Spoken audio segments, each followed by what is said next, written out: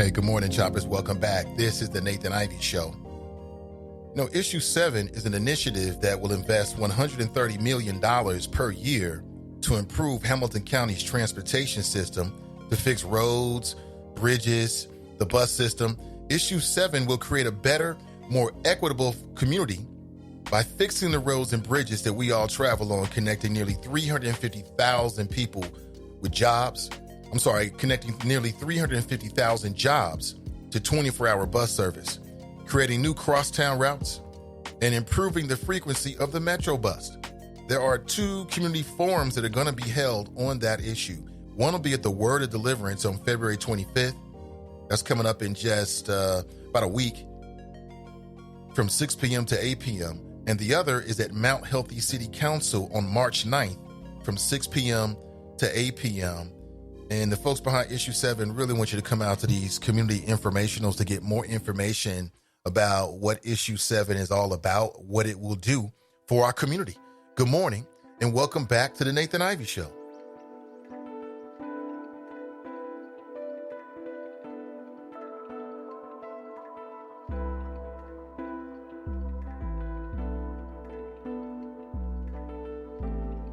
All right, good morning, everybody. So on today's show, I want to talk about numerous things. Here's the question. Is the West End safe? It was a highly publicized, deadly shooting here in the Cincinnati area. It was all over social media. Another brother dead, unfortunately. And now you'll have at least the words of at least one council person who says the West End is safe, despite what may have been a very, very, very traumatizing situation for a lot of people that live in the West End area. I mean, we talk about these issues, but if it's not your neighborhood or you weren't there, we're so far removed from it that sometimes it's hard to get emotion around it. But I just hate it when politicians do that. And I guess that's what local politicians have to do. If you're a member of city council or you're the mayor, whenever there's a shooting, they feel a need to come out and let everybody know that the neighborhood where there was a shooting is still safe. It's still safe. It's the West End's first homicide of 2020, and it happened fewer than 1,000 feet from the under construction FC Cincinnati Stadium. I'm reading this from a story in WCPO. It's interesting how this story is written. Happened less than 1,000 feet from the under construction FC Cincinnati Stadium. Oh, what about all the families? It's funny, that's the reference point. The under construction FC Cincinnati Stadium. And Councilman Jeff Pastor, known to us affectionately as Pastor X, he's quoted in this article. Here's the quote. Overall, the West End is safe. It's a safe place to live. I know people are concerned that crime is reported. Someone gets murdered. I get it, but the West End is a safe place to live. It wasn't safe for that brother, Mr. Williams. 24 years old, shot and killed outside of Wade Street apartment complex. There was another man who was also wounded. And as I understand it, until late Monday night, they had no idea. They were looking for this person. It was killer at large, shooter at large. In the article, Jeff Pastor emphasizes city records showing the number of shootings in the West End had decreased. But here are the facts. The total dropped every year from 2016 to 2018, but it rose by 4 in 2019. So statistically, he's not right. Here's another, I don't know if all, see, here's the thing about it, man. Like, the media will spend 15 minutes with you, and then like a little tiny portion of what you say actually gets reported or actually gets quoted. Quote, when you get development, this is from allegedly Jeff Pastor, but I'm sure he said much more than this, and maybe it changes the context. But I want to talk about this. Quote, when you get development like the $250 million stadium, you get different behaviors, different group of people. The community begins to change for the positive. Not moving the old natives out, but the natives begin to take a little bit more pride in their communities. Huh? That sounds like a very pro-gentrification flow right there. I want to say this again. Yeah, the conversation about the West End, it just pisses me off because, people like Jeff Pastor and others, they act like the West End was a barren wasteland and nobody lived down there. They act like it was a barren wasteland. There were no families. There were no businesses. There was no community until FC Cincinnati decided to drop some money down there. And the only reason why they decided to drop $250 million, because it's a drop in the bucket to what the overall worth of the FC Cincinnati franchise is going to be in just 5-10 years. That $250 million ain't shit compared to what they're going to get over a lifetime. It's nothing. But let's stop acting like, here's one thing, let's stop acting like there was no neighborhood until FC Cincinnati got down there. There was no civilization. There was nothing. That's just not true. Part of what made it an attractive place was the fact that there were people already down there. That's part of what made it attractive. If they just wanted a barren space, if that's what they were looking for, they could have went to the space over in northern Kentucky. There's nothing but grass. There's nothing over there where they were, allegedly trying to dangle it. They never was going to go to northern Kentucky. It was always the West End. I'll say it again. FC Cincinnati was not a good neighbor. They were not good corporate partners in terms of being truthful from day one with the community. But thank God we have brains and we can think for ourselves. And many of us knew what was going on and what their real intentions was from the jump. As if we can't go to MLS Stadium, MLS's website and read what they were looking for in terms of new partners. We did that. And it described the West End to a T. So I'm just saying, let's stop acting like all of a sudden there's people that care. There's families in the West End. There's always been families in the West End. That's an interesting quote from Pastor X. When you get development like the $250 million stadium, you get different behaviors. Different group of people. The community begins to change for the positive. It was already positive. There was already people down there living and working and raising their families and had businesses in the West End. It may not be to the degree of what, the FC Cincinnati investment is going to be. But they had a YMCA down there. People was buying hair products. I mean, come on now. But let's act like FC Cincinnati put the West End on the map. I can tell Pastor X is all in. They asked him, and if violence becomes a problem for people attending FC Cincinnati games, so that's what the issue is? We're worried about the violence that might be a problem for people that may go to an FC Cincinnati game sometime in the future. What about the families that live in the West End? I mean, this is a very interesting article, very biased. Quote, we want to make sure that the behavior doesn't continue. I'm assured by the police department that there is a plan. There's always a plan. FC Cincinnati representatives wrote in a statement that they were working with the Cincinnati police and West End neighbors to address safety concerns near the stadium site. What about the whole West End? What's your take if you have one? 513-873-7134 if you'd like to share your thoughts. Are you ready to vote for Bloomberg? There is going to be a Democrat debate tomorrow in Arizona. And it looks like Mike Bloomberg has qualified to be on the stage. Now, this is going to be worth our time to check this out. Because Mike Bloomberg is, for the first time, going to be on stage with his opponents. And you better believe they're going to come for him. You better believe it. They've already been criticizing him. People like Elizabeth Warren has criticized Bloomberg, saying he's trying to buy his way, into the nomination. And some people think he should. He's the guy. And I'm still stuck on his the least, troubling views on black people. Mike Bloomberg in the not so recent past, this ain't talking about the 80s and 90s. He was doing this decade, within the last 5 years. These kooky ass, black boogeyman ideas he has. All you got to do is carbon copy this description. African-American male between the ages of 18 and 35, give it to all the cops. Boom, there it is. That'll stop most of the crimes. Clearly Bloomberg is one of these white folks that believes in the black boogeyman. despite the numbers. That's what he believes. He believes, certain areas, it's black men. They're the problem.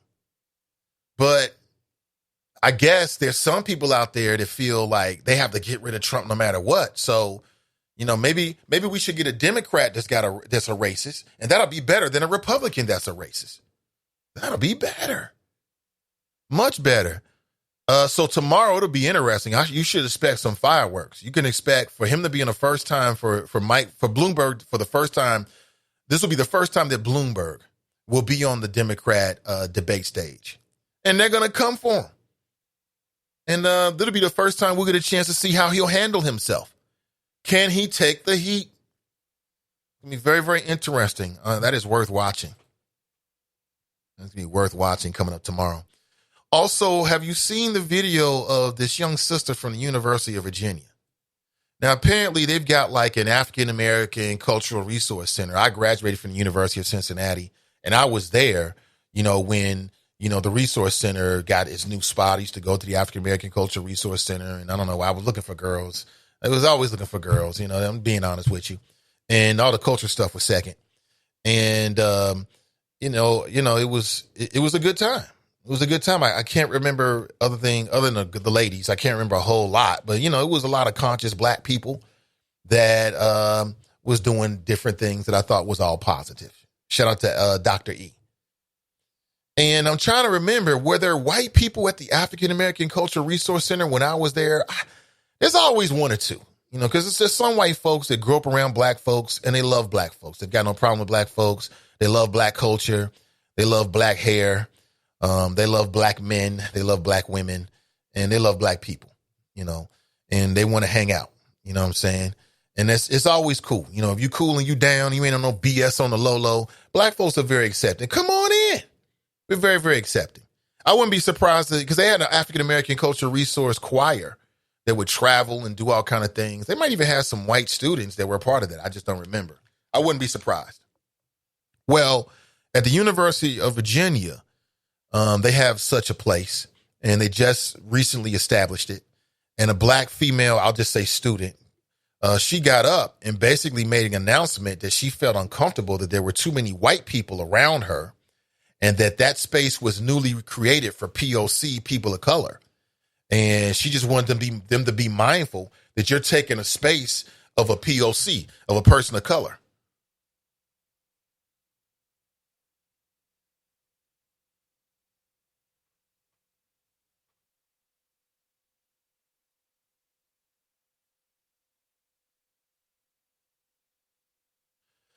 Yeah. And sorry about that. Just got started. A little Buddha just came back home. Like, wait, girls, 8:15. But anyway, so she asked the white people to essentially go elsewhere. And there's been like a big debate. People are calling her racist, and other people saying if you're black, you can't be racist because racism is about power. And, people are using this. I'm seeing white people put up memes about Martin Luther King and if she the content of your character. I mean, come on now. Please stop. Don't try to throw Martin Luther King in the face of his sister. I'm not sure if you're aware of it. I've got the audio clip for you. There's also a post on the Nathan Ivey Show page. You can check it out there as well if you haven't already seen it. It's only about 34 seconds. It's got 5.3 million views. And there's a part of me that's not mad at this sister. I'll be honest with you. There's a part of me that's not mad at her because I get it. You got this campus. It's a majority white campus. And, maybe they've had no spaces for people of color, for African Americans. And you finally get a space, you look up, and folks is up in there, and you feeling like this should be a space for us. I can understand that. I can understand it. Was she right or she wrong to get up and say it? Well, I mean, she's a grown person. I mean, how can I tell her that's her opinion? That's her opinion. I'm not sure if it's going to produce the type of results that she's looking for. I'm not sure if that's really going to happen. Are you aware of this? You should check this out. It's very interesting. People are talking about it. But what do you think? 513-873-7134. Good morning to you, Deanna. Hey, good morning to you, everybody. Jesse, Glenn, Pam, Pat, good to see everybody. Appreciate you. You may have already seen it. Maybe you haven't seen it. If so, tell me what you think. Do you live in the West End? Did you grow up in the West End? If you grew up in the West End, that makes my point. That stop acting like there was no civilization down there. You know what I'm saying? Same shit they did when they took over this country from the Native Americans, acting like you can just rename territories because nobody you know is there. There were actually families that lived and worked, played, did all the kind of stuff that families did in the West End prior to FC Cincinnati. You know, believe it or not. I know that's hard to believe, but in actuality, that is true. That is true. And then the other thing about it is, you know, Jeff Pastor says something about pride. And, maybe Jeff is just young in the game. Maybe he's just young in the game, or maybe he was misquoted. I definitely want to leave the door open because that's a real possibility dealing with local media. Okay. But some of the quotes that are attributed to him are troubling to me. So let me get to, so once the stadium was built, then you're going to get people to have pride in the West End, as if all the folks that have been living down there have no pride in their neighborhood.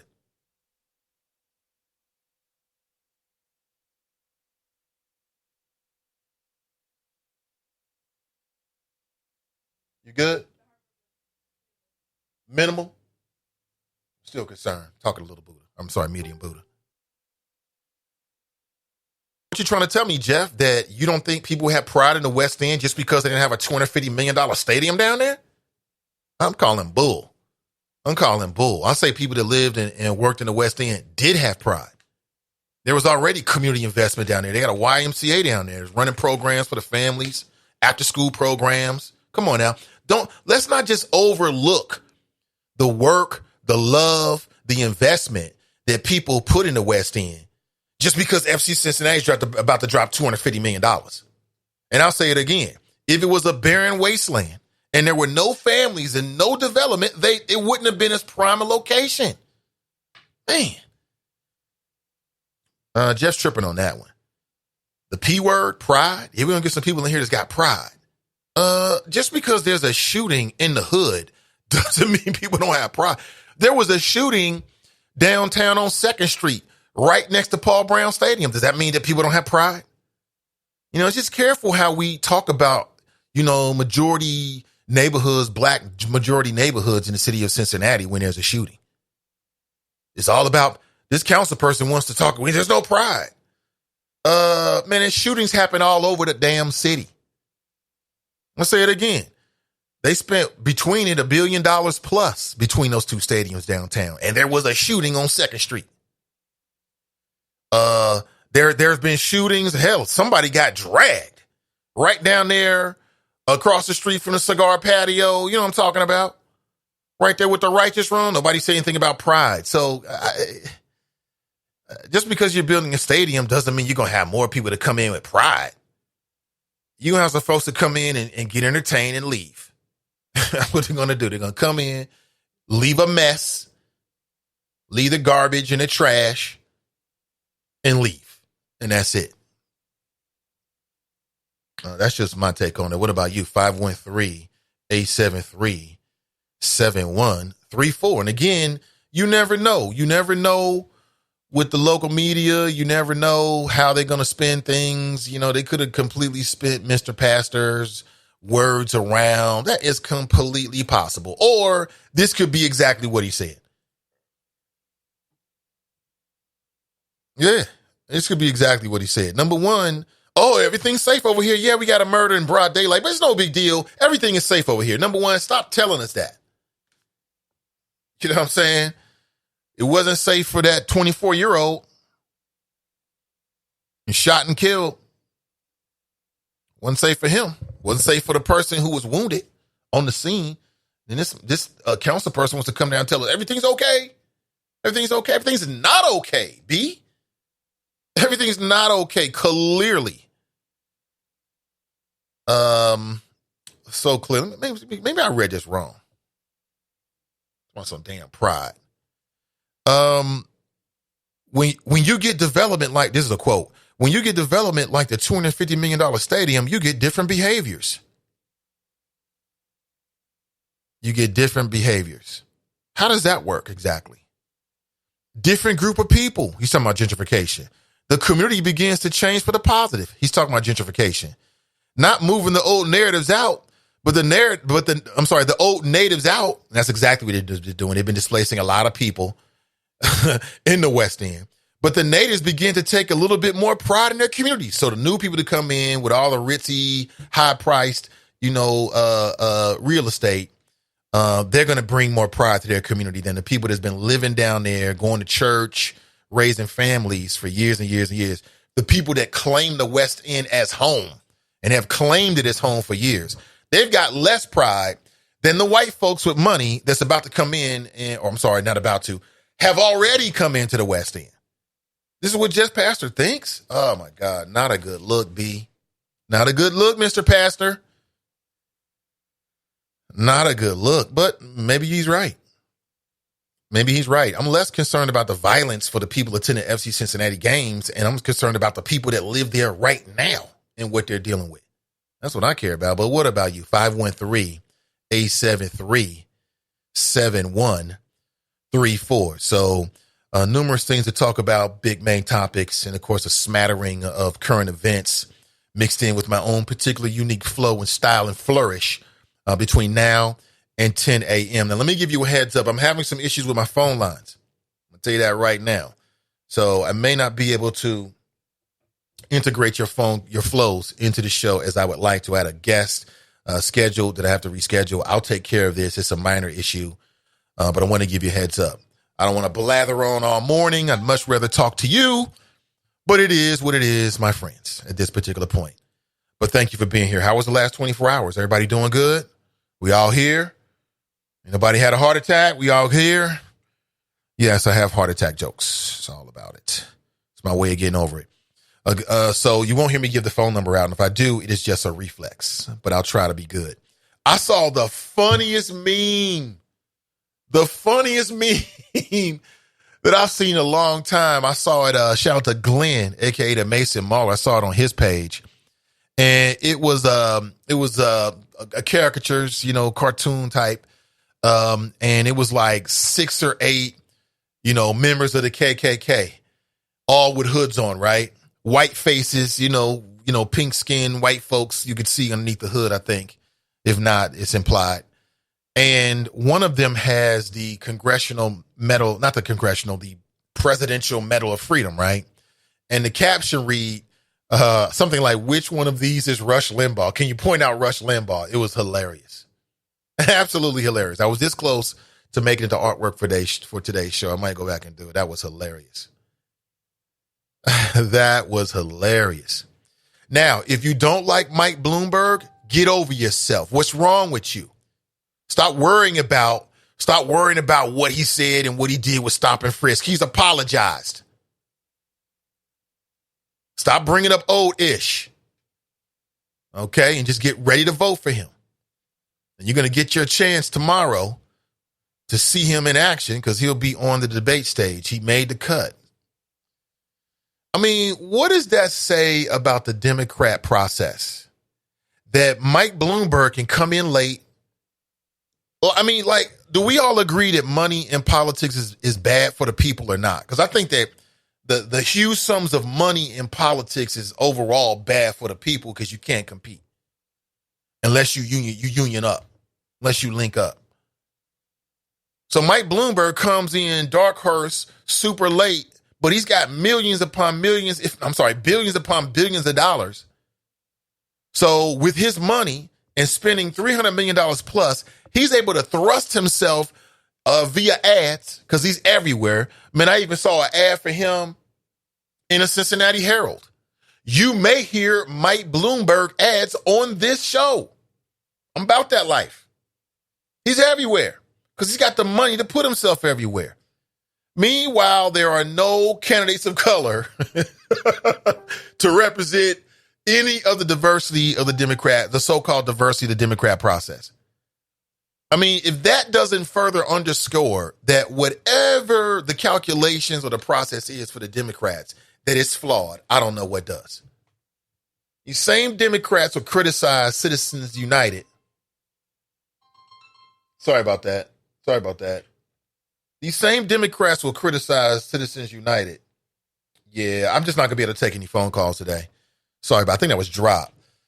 But let me get back to this flow. So these same Democrats will criticize, Citizens United, which basically opened the door for more money into the political system, favoring the elites over the people. But you create a system which Mike Bloomberg can just buy himself onto the debate stage in just less than a month. You know what I'm saying? That don't even make no sense, B. That don't even make no sense to me. I'm sorry. That don't even make no sense to me. And how is this a good system again? It doesn't even make no sense. Tracy writes, hi. Tanika writes, good morning, Nate in the choppers. Let me see here. CG Dub writes, good morning, choppers. Karamia writes, good morning, everyone. CJ writes, good morning, everyone. Drop writes, good morning, choppers. Ed, are you ready for more years of the great Obama economy? Well, speaking of which, I'm sure many of you know about it, but just yesterday there was a back and forth between, really it wasn't a back and forth. Donald Trump put out a tweet trying to take full credit for Obama's momentum. And I'll say it again, Trump is out here beating his chest talking about, what he's done for the economy. Tell me what legislation or policy did what has he done? Nothing. He didn't have to do anything because Obama signed the Recovery Act. People keep forgetting it. Obama went on Twitter yesterday, did something rare. He basically tried, reminded everybody about 11 years ago that he inherited a mess, but he had more class to call it that. Maybe Obama should have been more like Trump. He should have walked in the office like, you know what? We just got inherited a mess by the Republicans. It would have been true. That's what Trump did to him. So there was a back and forth on Twitter the other day, picked up by the cable networks that wanted to do their little fact checking. Maybe some of you saw those shows. Maybe you didn't. Good morning to you. Bloomberg Flow, huh? He writes, my guy will get Agent Orange out of office. Please believe it. Time to roll with a proven winner. Proven winner? Hey, Jane. Good to see you, Jane. She writes, good morning, Nathan in the chop. I say, good to see you, Jane. It's been a minute. Always good to see you in the chop shop. Hey, what's going on? How are you? So now you change your name from Broadway Flow to Bloomberg Flow. Why would you do that? So we should just, get over the fact that within this decade, Bloomberg was in public talking down about black folks. I guess he feels like, we don't have the same intellectual capacity as white people, though. Clearly, he has stated in public that he believes that, black people are the perpetrators, black men between the ages of 18 and 34 are the perpetrators of all the crimes. All the crimes. He needs to take a look at the numbers. He needs to take another look. Is the FC Cincinnati team safe from their coach dropping N-word bombs? Yes, they are. Yes, they are, because he's been suspended per an investigation, unless something's happened that is outside my knowledge. He's been suspended per an investigation, and they'll figure out what he said. And I don't know. I mean, the whole N-word thing, man. I would say, and apparently they're saying that he was singing a song. And what I would say is that if you're the coach, I just can't see the best coaches acting like players. You're not a player. You're a coach. There's levels to this.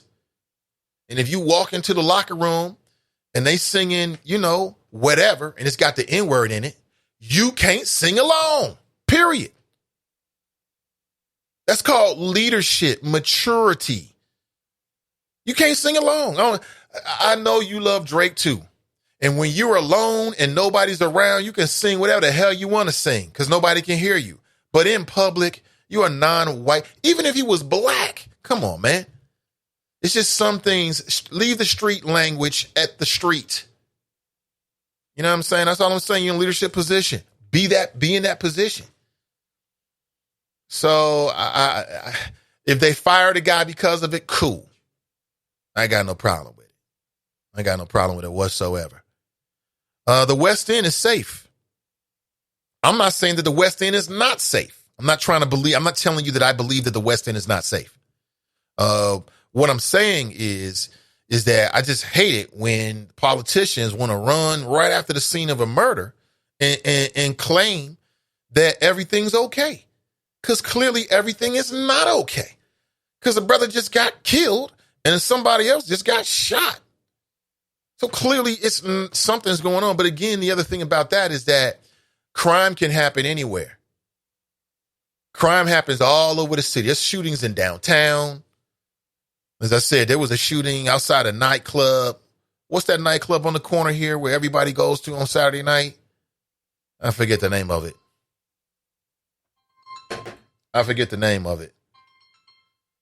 I'm not sure this is going to work. I'm going to try it. We'll see here. Good morning, Carla. Welcome to the show. What's going on, good brother Ivy? How's everything going? Hey, brother Powell, what's going on, man? Listen, my phone lines have been acting up, man. So this is a little bit of a test. It may cut off, but go right ahead. I'm just going to ask you a simple question on both of your topics. Who is Jeff Pastor's base? And be specific so we can go over this. Who is Jeff Pastor's base? What they look like? That's a good question, man. I mean, as a Republican, I don't know. Come on, go slow. It's okay, go slow. We need to teach people. Yeah, what they look like? Are they from Avondale, Bond Hill, Kenny Heights, or are they from Hyde Park, Oakley, and Mount Adams? Which one? Because it ain't going to be both, trust me. Who is his base? Who does he have to pander to? Who gives him the money? Mm-hmm. They both, him and Bloomberg, the same thing. I don't understand where the confusion come in. Me and you both see Minister Society boys in the hood when dudes say, listen, this property value has to go down. We got to kill each other. We got to fight. Then they come in and buy it. That's the definition of gentrification. So now they down there shooting a fight, which they've always done. And when I say they, trust me, I know who I am, because homicide is my biggest baby. But what happens when that happens? What is he supposed to say? Is he supposed to say they ain't got no jobs, we're not hiring them? Let's get out here and get involved? No. What is his base going to say? His base is going to say what he's saying. Oh, man, you know what? They ain't got no pride. So let's move in here. Let's build another. Now they got another parking lot. You know what happens every other week? Something else new. Oh, now they got to move over for this one. Now they got all these things coming down there. Well, what was that before? So now pride is your way to talk to your base. Bloomberg, same scenario. My beloved, ask this question. Has Warren raised money? No. Has Biden raised money? No. Well, so what you dealing with now? Bernie? No, there's no money there. So what does the man say in DNC? What's your favorite sport, Brother Ivy? What's your favorite sport? Favorite sport? Give it to me. I say basketball. You know that. I can't get Magic and Worthy and Kareem. And to counter that, I got to go get Mike J. I need Robert. I need Dennis to get on the rim. I need Scotty to bring it down. You got to count as counter. So what does the DNC do? We need some money. Here he comes. So they give him a list. Abortion. You know where we going. What's the Democrats all agree? Hold on 1 second. I was afraid that might happen. Give me 1 second here. I got a feeling that Brother Powell's still talking, but we can't hear. Hold on. Let me see what happens here. Check this out. Hey, Brother Powell, you still there? Yeah, I'm here. Okay, sorry about that, man. Go right ahead. You okay? You okay? So you got one side. Let's call the Republicans the Lakers, and you say basketball, and let's call the Democrats the Bulls. You got a counter. So what happens? Trumpy and all the men got the money. You just said the answer earlier. So they got to go find a candidate that can raise the money. Well, guess what? He ain't got to raise it. He already got it. So what do? DNC met with him. It's already been put out. They asked him all these questions. You got to vote this way. Now, we're going to help you because the party is who can afford to get the delegates and spend the money through the state. So all politics is local. Perfect example, look at the local election here. Does Alicia Reese have the same amount of money as Connie Pillage? No. So what happens if a person comes in and say, Nathan, you run for council. I'm going to give you $20,000. You're going to give him your back end. Why? Because you need that to run. And that's all that's happening, Nathan. Both issues you're talking about is the same thing. It's money. That's what runs this system. Politics is two things, and people and money. And when you spend money, ask your Mayor Cranley, you'll get the people. We're going to leave that alone. Okay, my big brother, good talking to you. Good listening to you. Hey, thank you for the call, man. Yeah, most deaf. That's Brother Powell. We made it through the phone call. I'm glad. I thought we got a chance to hear a different voice other than mine this morning. He says about money. He says, who is Jeff Pastor's base? That's a good question. I mean, I could go back and look at the numbers, which I'm sure I did. I just don't have it in my head to see the neighborhoods where he had the largest concentration of votes. Very interesting with some damn pride. Man, see that if you're going to build a stadium, build a stadium. Don't try to ish on the people that's been down there that made the West End an attractive place for the stadium to go. You know what I'm saying? You know, all the folks that lived and worked and started businesses, all the folks that was living down there in the West End for you, calling it home. Let's not disrespect them just because it don't look like Hyde Park. That's all I'm saying. That's all I'm saying. But what about you? 513-873-7134. Terrence Graxton's in the house. He writes, good morning, everyone. Good to see you, Terrence. I got your message, Terrence. I'll respond today. Karamia writes, Nathan, let's not forgive, I think she means forget, that Jeff Pastor and Amy Murray both has money invested at FC Cincinnati. That's why Jeff is interested in what goes on in the West End. I remember a video of Kelly Prather down at one of those FC Cincinnati, not FC Cincinnati, but one of those West End Community Council meetings, and Jeff Pastor was speaking, and she put his feet to the fire. She's like, don't think that you're going to get automatically reelected. The people is watching. Remember that? And, you know, she started calling out people like by name. It was very uncomfortable. But, you know, that's what's necessary in order to get to the truth in this particular city. CG Dub writes, what happens to the bedridden elderly lady from the West End who was forced to move? I do know she was forced to move. I think, if I remember correctly, FC Cincinnati made some accommodations for her to help her move out in terms of moving expenses and then also getting into another place. But perhaps there's someone in the audience that's got more insight. Mike Davis writes, rise and shine, young stars, above else, be true to self. Bloomberg Flow writes, Bloomberg wealth gap plan is better than reparations. The Bloomberg wealth gap plan is better than reparations? Really?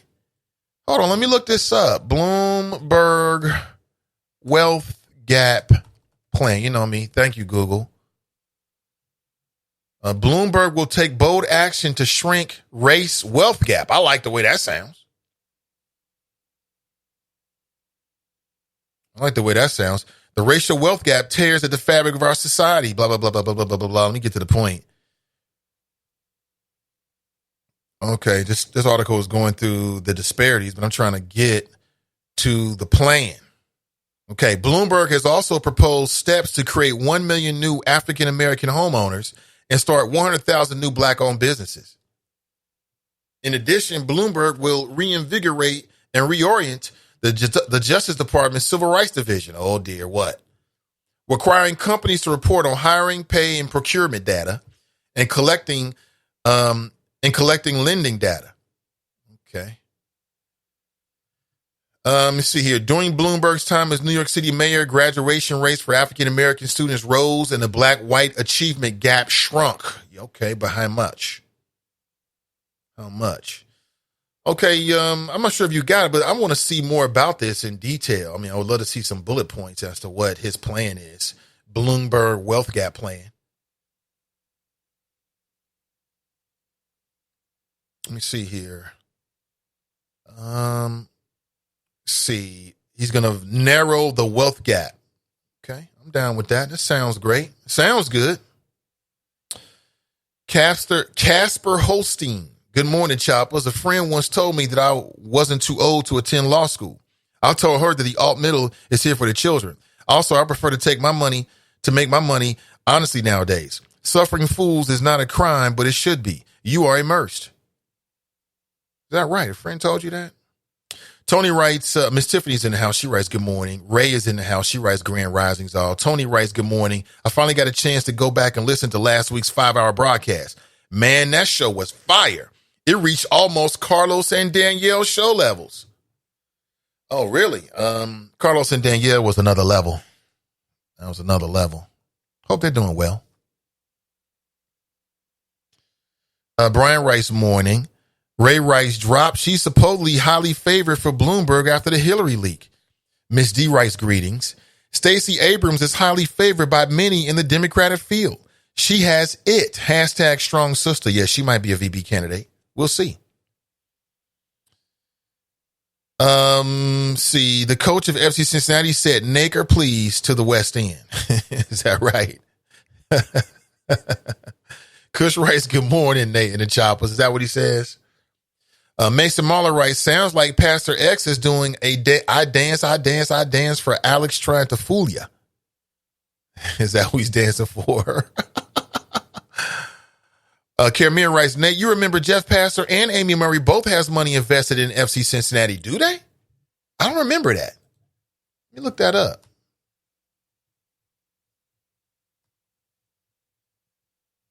That would be highly improper for them to vote on anything. If in fact, they had investments in FC Cincinnati. I mean, wouldn't they have to recuse themselves from any votes that had anything to do with it? I think so. I don't know. Now, they may have gotten money from people associated with FC Cincinnati. Maybe that's what you mean. I don't remember them having investments. They may have had some campaign contributions, which, is legal. It's very, very legal. Nothing wrong with that. If Jeff Birdie wants to give you $1,500, okay. He can do that. Mike Davis writes, nice flows yesterday on 700, Mahler. Yes, amazing. I missed it, but I'm sure it was on point.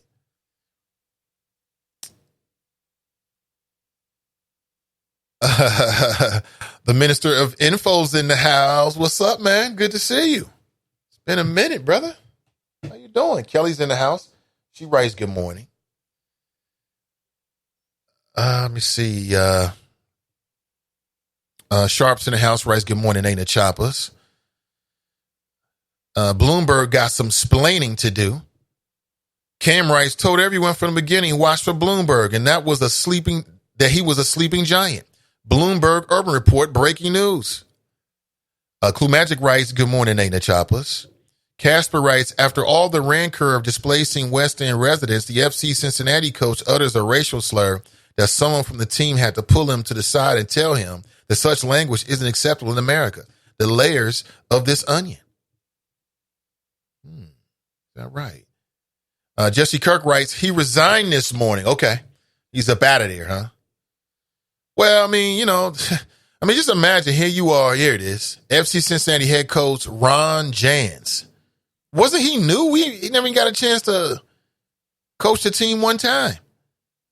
And now he's out because he used the N-word. And stupid.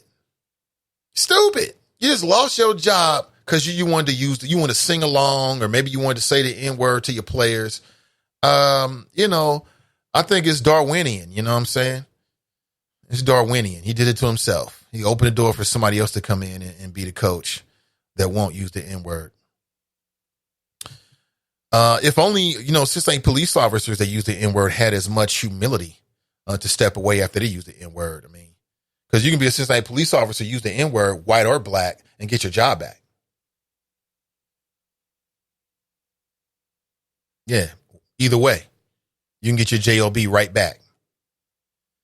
If anybody has to go, in my opinion, after using the N-word, it's got to be the police officer, because they interact with the public more. They've got more power than the FC Cincinnati coach. Telling we live in the last days of common sense. If an FC Cincinnati coach has to resign because it's such a big scandal, then you shouldn't be able to be a Cincinnati police officer and use the N-word either. But you can. You get your job back in arbitration. It's all good.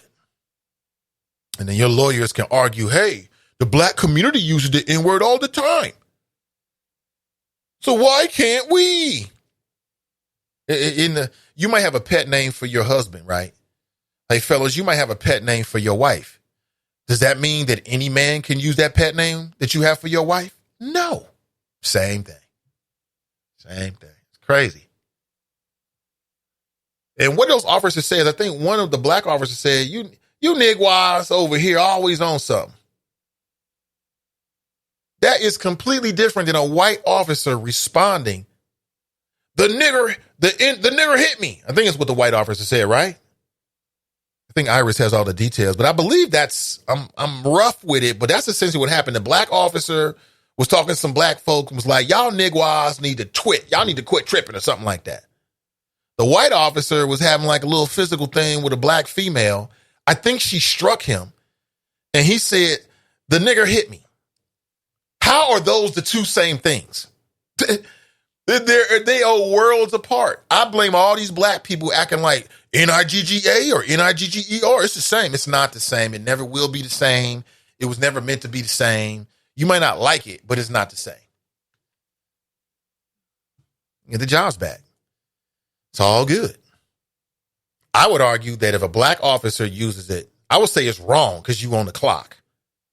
And leave your street language and your street slang at the door when you put the uniform on, black or white. That's what I would say.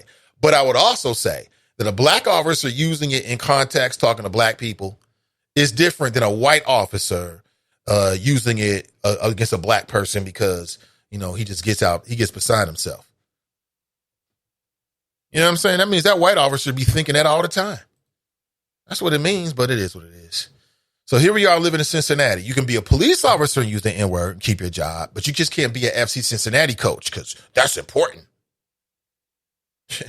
Our priorities are so mixed up. Oh, my God. Last days of common sense. I know. Pat Rice, good morning. See here, catching up with some of your chat as much as I can. Oh, for sure, Terrence. Absolutely, man. Kush Rice, shout out to Regina Ruffin Moore and Doug Springs for laying out the black history of early Cincinnati. I was not able to attend, but I did hear a lot of good things. And of course, I wanted to help promote it as soon as I heard about it. I think it's very important to know the history of Cincinnati. I think it's very important. Players police themselves in the locker room. Again, the coach should not be hanging and mingling. Give your speech and directives and GTFHO there. Get the fuck out of there.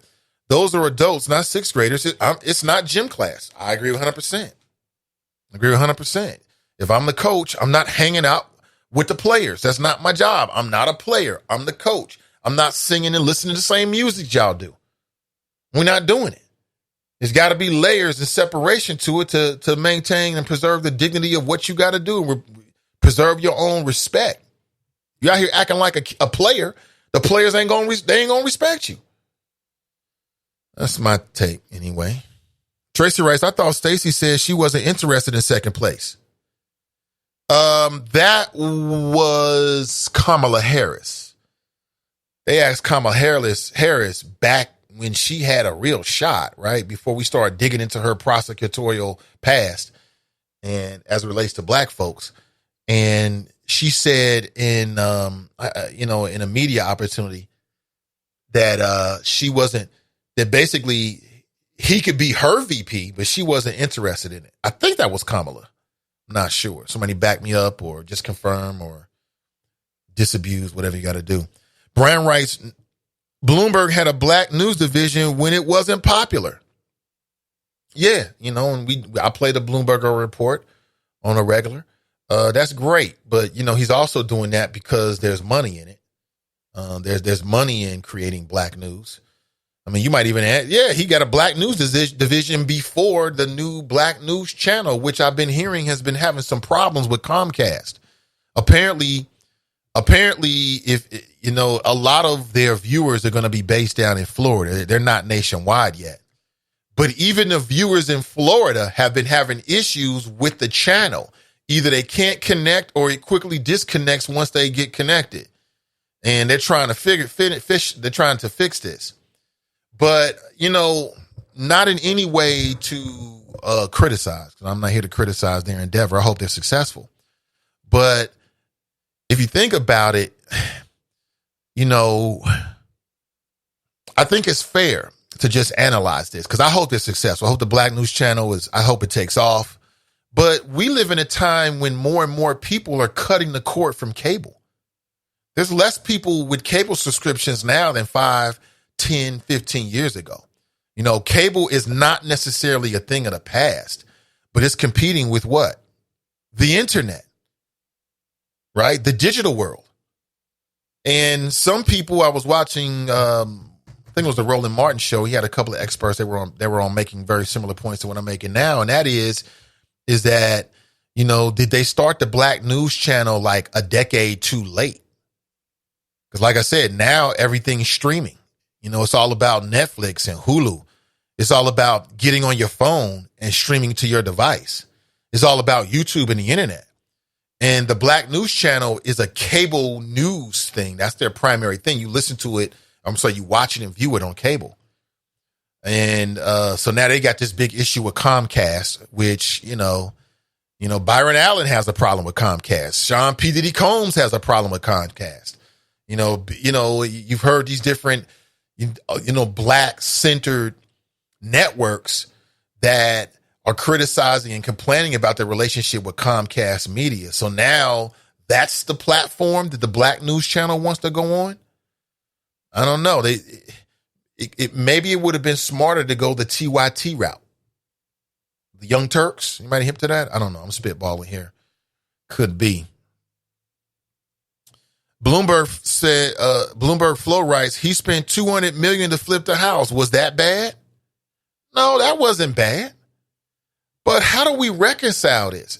Like, as an intelligent Black person, how do I reconcile voting for Bloomberg just because I think he can beat Trump? And Bloomberg said and done a lot of things that were detrimental to people that look just like me. Am I supposed to just forget all of that? I'm supposed to just let that all go? Because he's got a good chance of beating Trump because he's a multi-billionaire?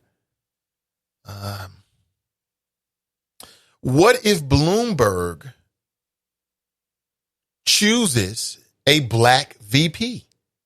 What if he chooses a Stacey Abrams? I wouldn't choose Kamala Harris. But the difference with Kamala Harris is she's already won in California. Stacey Abrams ain't won shit. She lost. And yeah, it was rigged against her, and I believe it was rigged like everybody else does, but she still hasn't won anything. So, I don't know. We got big decisions to make. Iris writes, good morning, great people. Good to see you, Iris. Thank you for being here.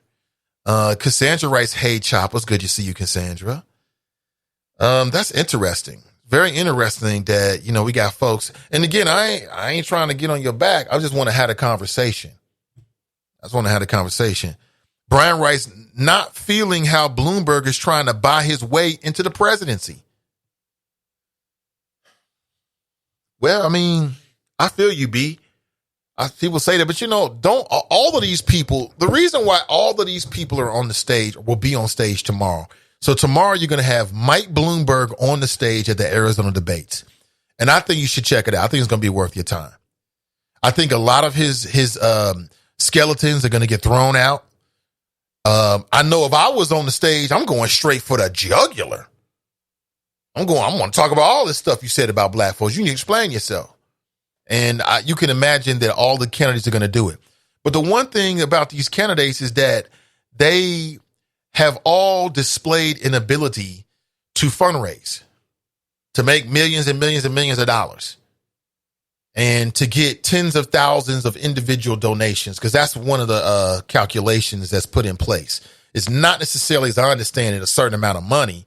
It's a certain number of donors that the Democrat candidates, no matter how much money people donate, there's a certain amount, and it makes sense if you think about it. Because if it was just about how much money, well, then, you might have a handful of people to give a huge amount of money. You know what I'm saying? See, Irish writes that Nathan Ivey, you are correct, sir. However, the rule applies to all city employees. Okay. And to me, I just feel like there's a difference between what the white officer said, not to bring up old news, but it's still something that's before us, and what the white officer said. And I'm a Black person and maybe that gives me a different level of insight into the N-word that maybe somebody doesn't have. But correct me if I'm wrong, Iris, didn't the white officer in that scenario, I think he got struck by a Black female, maybe she was resisting arrest or whatever, and he said, the nigger hit me or something like that. Isn't that what he said? And I'm thinking, oh my God, you got to go, B. Go, do not collect $200 when you pass go, just go. You got to go.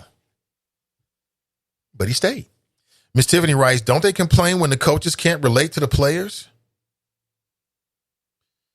Well, they do, but I don't think you should be bonding with the players over, songs that's got, adult language and street language in it. It's just a bad look.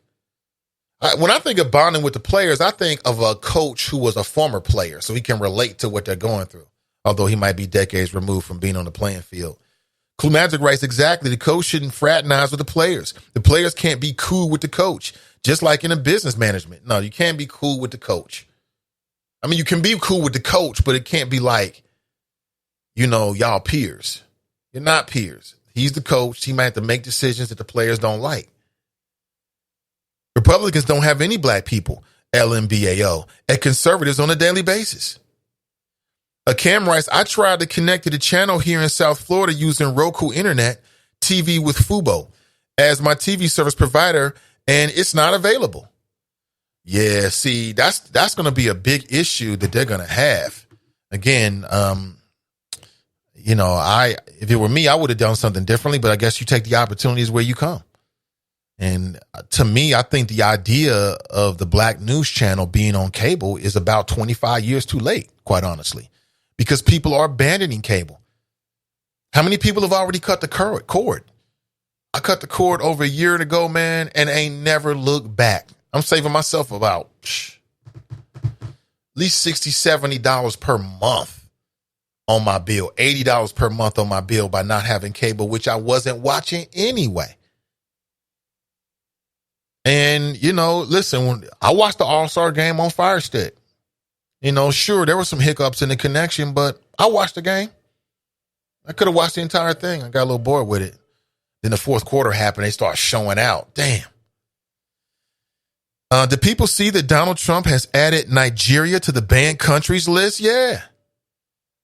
Casper writes, saying the N-word around your players and not expecting repercussions is not relating to your players. That behavior is relating to the players' great-grandparents.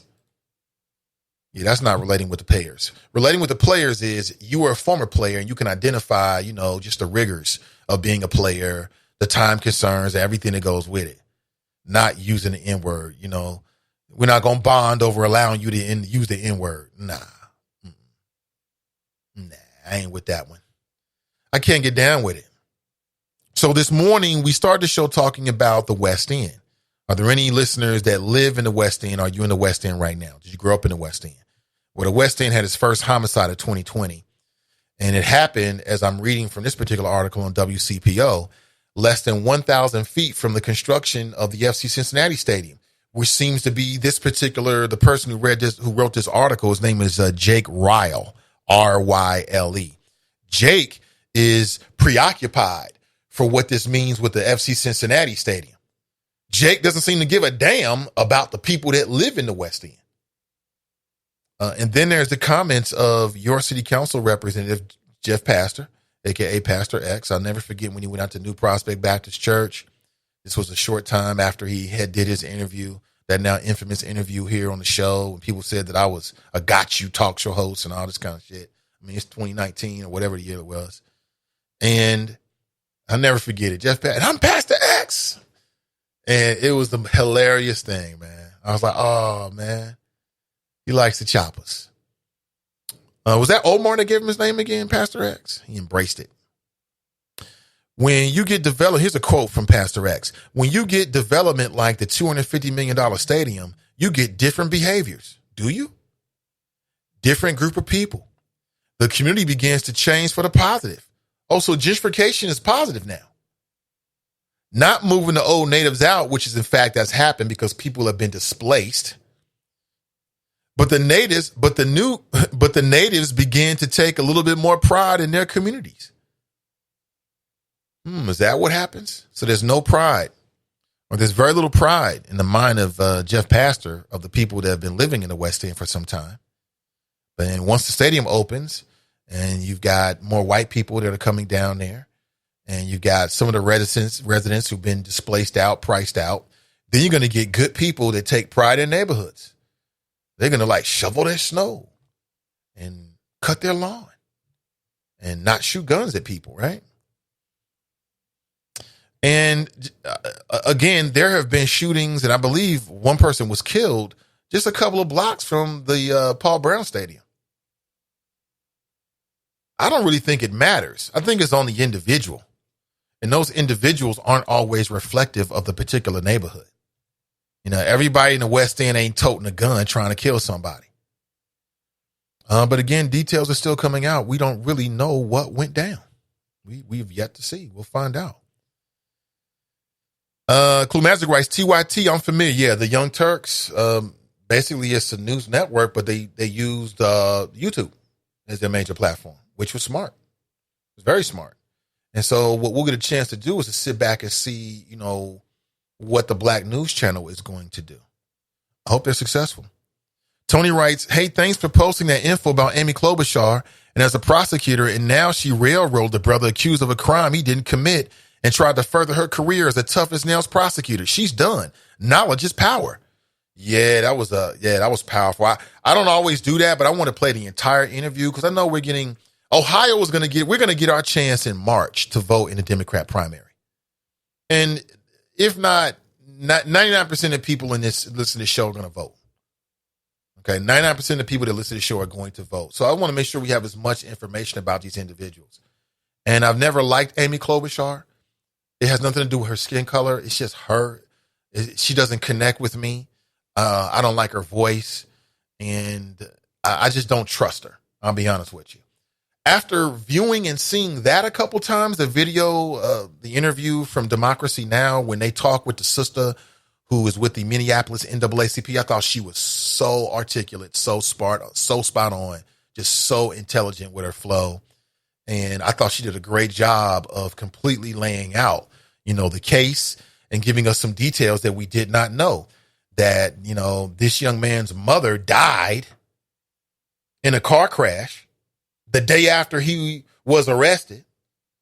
It's almost a scene, not almost, but it's a very similar situation as the Central Park Five, now the Exonerated Five, where these young minors were being interrogated by police even after they asked for their parents, and law enforcement denying their rights.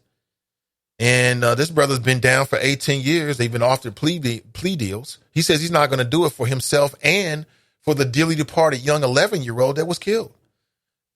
That's an integrity move for your ass right there. Somebody make a move like that, I'm thinking either it's mental illness or my number one is it's an integrity move. You know what I'm saying? You get a chance to come home. All you got to do is just, hey, I did it. You know you didn't do it, but you get a chance to go home. How many people going to take that deal? The majority. People do it every single day. They do it down the Hamilton County court system every single day, taking plea bargains, and they know they didn't do shit wrong, or they know that they got a case, but they can't fight the case because they don't have an adequate lawyer and or the resources to really, really fight it. People do make those decisions every single day. This brother's been down. He got a life sentence. He could die in prison. So something tells me there's some truth to what that brother's saying and maintaining his innocence. That's just me. Mason Marlon writes, that's exactly what Charles Blow said, Nate. Yeah. Tanika writes, I'm a huge fan of TYT. Yeah, I watch them. I check them out. I've liked them from day one. I just like the fact they're doing their own thing. And I think it's cool. Apparently they do have an audience. So every bullet in the chamber has Mike B on it. Bloomberg is going to get all the smoke during the debate. Bloomberg is going to get all the smoke during the debate because there's going to be sort of like, he's like an outsider thing going on where all the people, we're talking about Pete Buttigieg, we're talking about Biden, we're talking about Amy Klobuchar. Why the hell is she still in the race? I agree with the Minneapolis NAACP. She should suspend her campaign. I say the same thing about Pete Buttigieg, quite honestly. So you're going to have Amy Klobuchar, Biden, Warren, Sanders, Pete Buttigieg. They're all going to be on stage. They've been in the race from day one. So, yeah, they're going to view Mike Bloomberg, this multi-billionaire worth $31 billion, former Republican. They're going to view him as an outsider trying to buy his way in. They're going to take turns. Turning the questions toward Bloomberg, criticizing his record, and doing whatever they can to put him on the spot. And that's exactly what they should. That's what I would do. That's what you would do. I do the same thing. And the reason why is because he's got a shot. If he didn't have a shot, then you just ignore him. But he's got a shot, so they've got to do what they kind of do to try to take him down. It's going to be interesting. Can't wait to watch it, actually. Cam writes, Trump actually loves Bloomberg. He said so himself when he allowed Trump to open and develop a golf course in the Bronx that was a garbage dump when he was NYC mayor. Also praised him for stop and frisk. Pat writes, all the candidates have open skeletons in their closet. Okay, let's think about this. So Pete Buttigieg had a bad relationship with the black community. And under his watch, incarcerations or arrests over marijuana violations, which to me is a bellwether right now. Like if you were a mayor or a prosecutor and under your watch, black people was locked up at a high rate for marijuana, that tells me you're rotten. I'm just saying, that tells me you're rotten. Because everybody knows with a brain that all that marijuana stuff was a rationale to harass black and brown folks. That's all it was. It was another tool at the disposal of law enforcement to harass black people. That's all it was and nothing more. Because who cares if you got marijuana? You know what I'm saying? Now we're legalizing it, if not outright recreationally, but all over the country medicinally. We got a different attitude nationwide. My attitude, I'm sure many of your attitudes has been the same from day one. I've never cared about marijuana. Like, so what? Why should we get upset about marijuana when it's legal to drink? It was used as a rationale to harass black and brown men, women, and children, to terrorize them, to legally terrorize them, to surveil them, to stop them, to go through your car. You don't like the way he's looking at you and all this kind of yes, a boss type mentality. And so if that's your record in 2020, you're going to get exposed. If you were a former prosecutor, because people hip to the game now, if you were a former prosecutor and under your watch, you didn't prosecute any police officers, even though you had 24 police-involved shootings like Amy Klobuchar, people going to talk about it. You should be prepared to defend it. Again, I'm shocked at how some of these candidates have done so poorly when asked about it in public.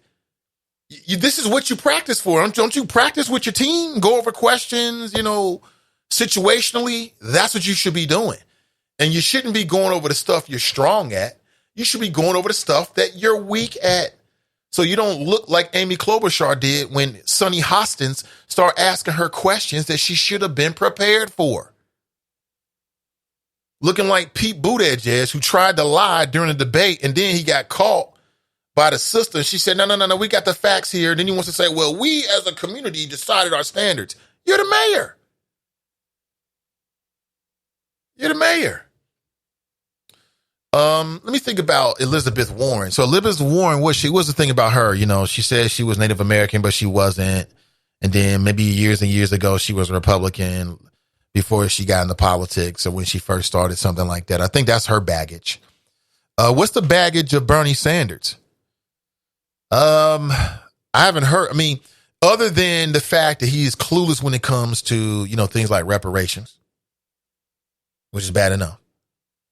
What is the baggage? I'm talking about the racial baggage as it relates to, stuff that matters to us as it relates to Bernie Sanders. So we need Pete Buttigieg got a problem with black folks using South Bend that you don't want to talk about. Amy Klobuchar was basically like Joe Dieters. It sounds like she was a little bit worse when she was the district attorney in Minneapolis. I forget the name of the county in Minneapolis. And it looks like she railroaded a young black man into life in prison and then went back on stage and was beating her chest about it, even though legal scholars and legal minds that look at the case now say it was a travesty of justice. So, she out. Okay. I'm going to try it. We'll see if it works. Here. We did have an issue here. I do like to get your phone calls in. I am having some issues with my phone system today. I'll have it cleared up by tomorrow. It's a small matter. But let's see. Let's give it a shot and see what happens. Good morning. Welcome to the show. Yeah, good morning, Guy. How are you? I'm doing great.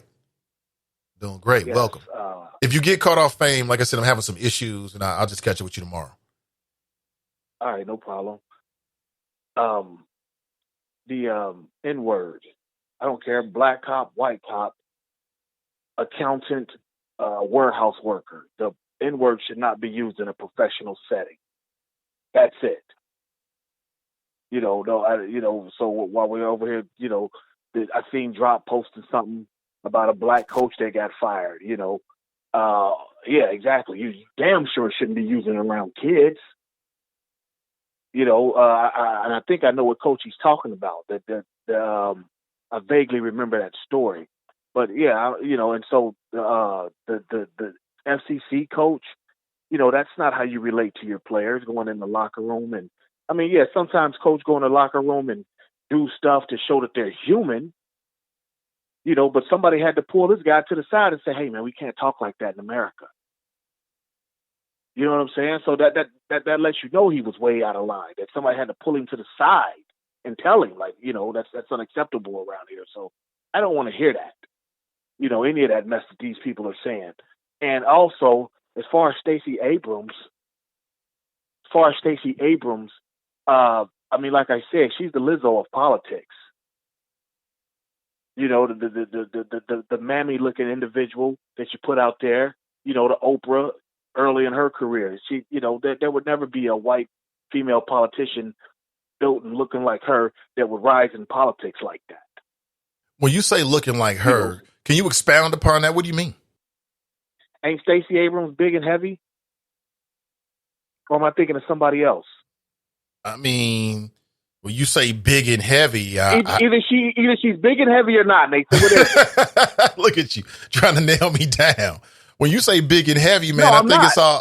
You're trying to qualify. I am trying to qualify it. Listen, I'm trying to help you out here. Listen, answer this question. When she smiles, can you see her? Can you see her eyeballs? I never checked. I don't know. I'm not sure. Can she? Exactly. Can she? Her face fat than a motherfucker.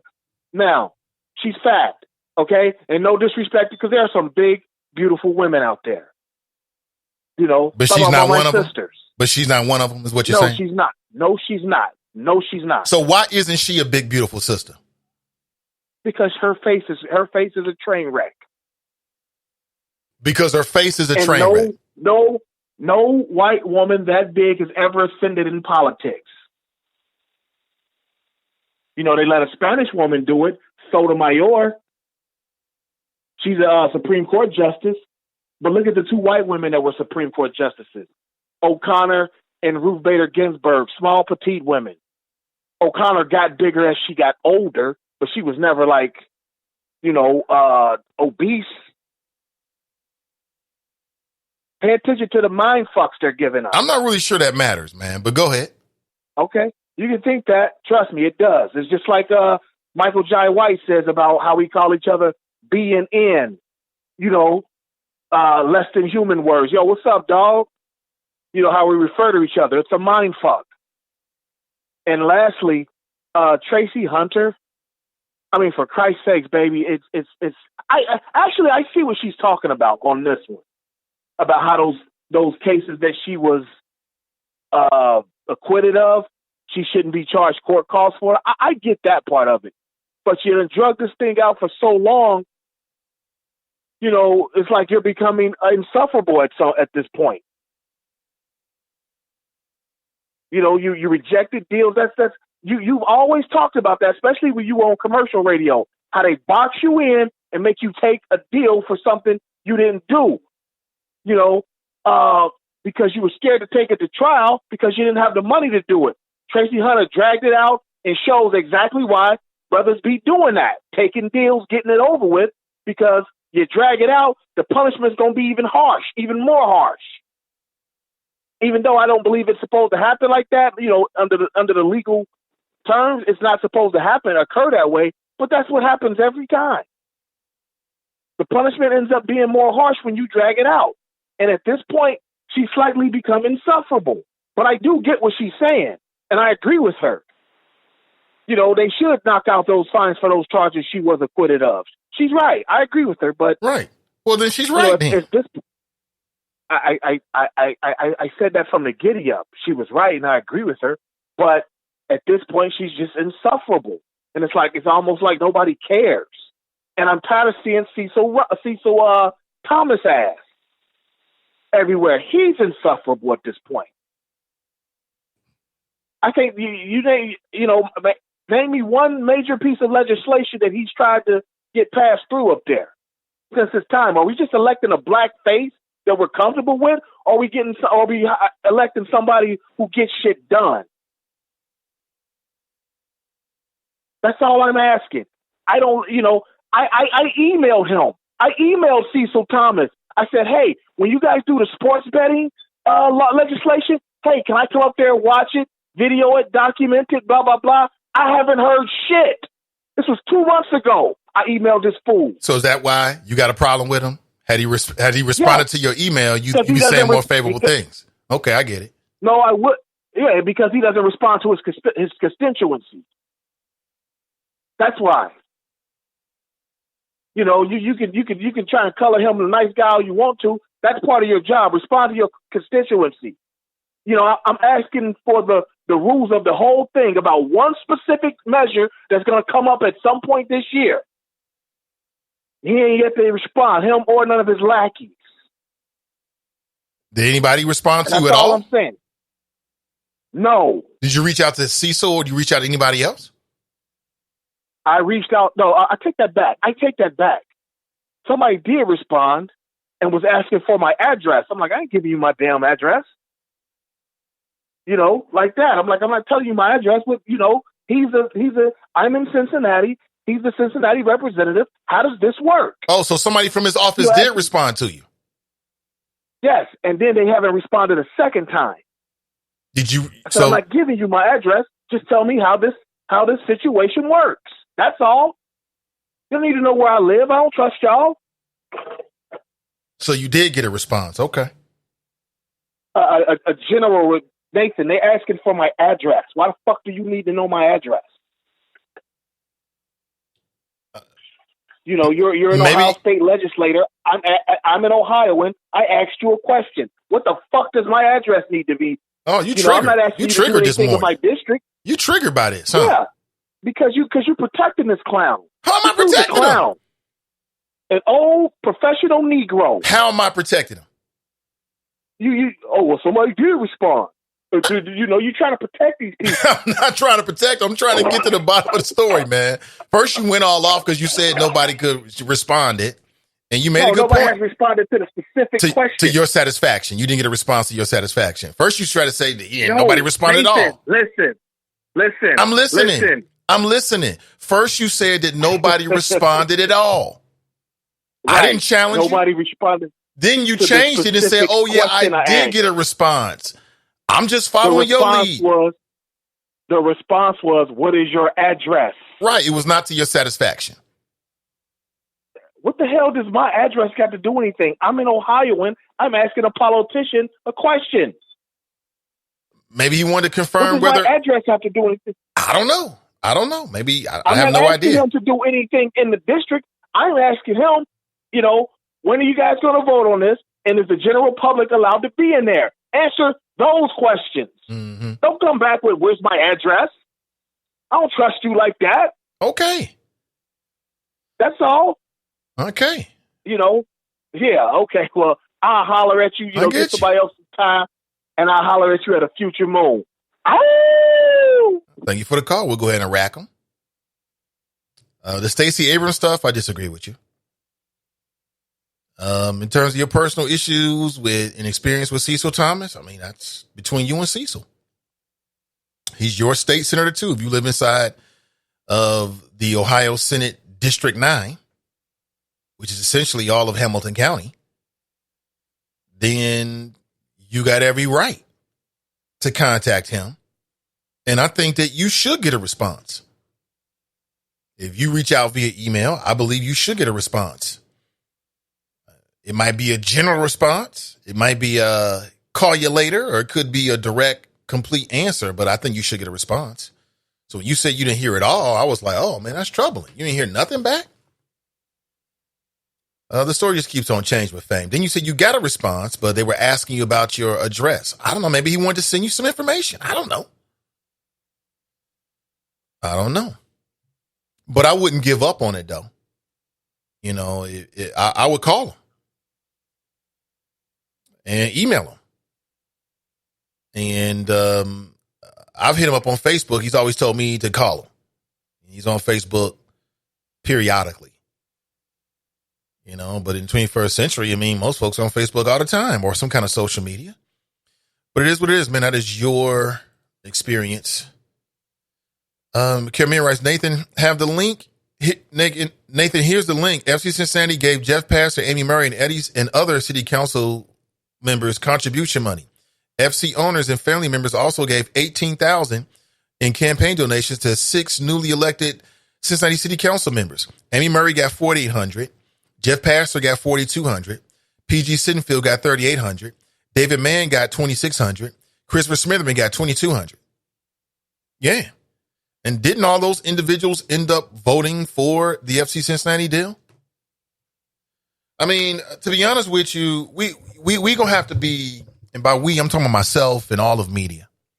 We're gonna have to be more diligent as these elections come up because, we had all these forums, had all these conversations, and nobody was really asking about the elephant in the room. That was FC Cincinnati. In about a week, it was like the very next day after the election, all of a sudden local media starts talking about how FC Cincinnati wants to get a stadium deal done. We went straight from the election straight into that. And I think that there were members of city council who were incumbents who knew about it, but they weren't going to talk about it. They were having meetings and secret meetings with Jeff Birding, having lunch with Birding. What do you think I was talking about? Baseball? No, they was talking about this damn stadium. But it didn't really become a big issue until after they were elected. So let's keep that in mind about issues what are we talking about that matters and what are we not talking about enough? What's the real issues? As we get ready for city council and then the mayoral race, because there's going to be more issues. So there it is. Yeah, Kermit, that sounds about right. That sounds about right that it was campaign contributions because if they was just invested in FC Cincinnati, they wouldn't be able to vote. That would have been super big news. It just would have looked bad. You know what I'm saying? I mean, if you're a member of city council, you can make your investments and make your money how you make your money, but that would just look real creepy, real corrupt that you got $10, $20, $100,000 bankrolled into an investment into FC Cincinnati. And as a member of city council, you're actually voting on whether city dollars and city resources are going to go to building a stadium. But as a campaign contributions, yeah, that makes perfect sense. And,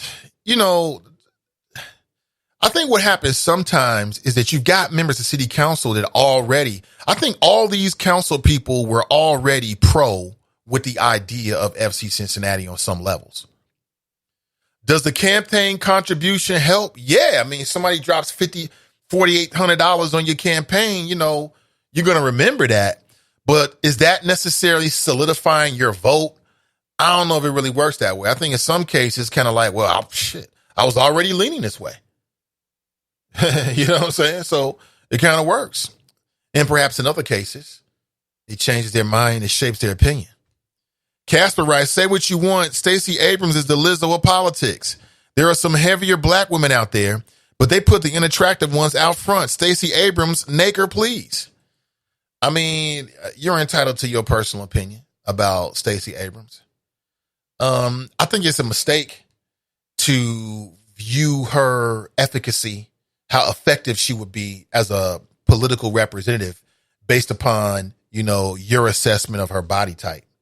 I think that would be a big mistake. If Stacey Abrams wasn't effective, then we wouldn't even know who she is. The reason why we know who she is because, from what I understand, she's a hell of a grassroots organizer, and she did a really good job of running for governor. She was just up against the man in the system, and she just couldn't overcome that. But I hear you. You say she's the Lizzo.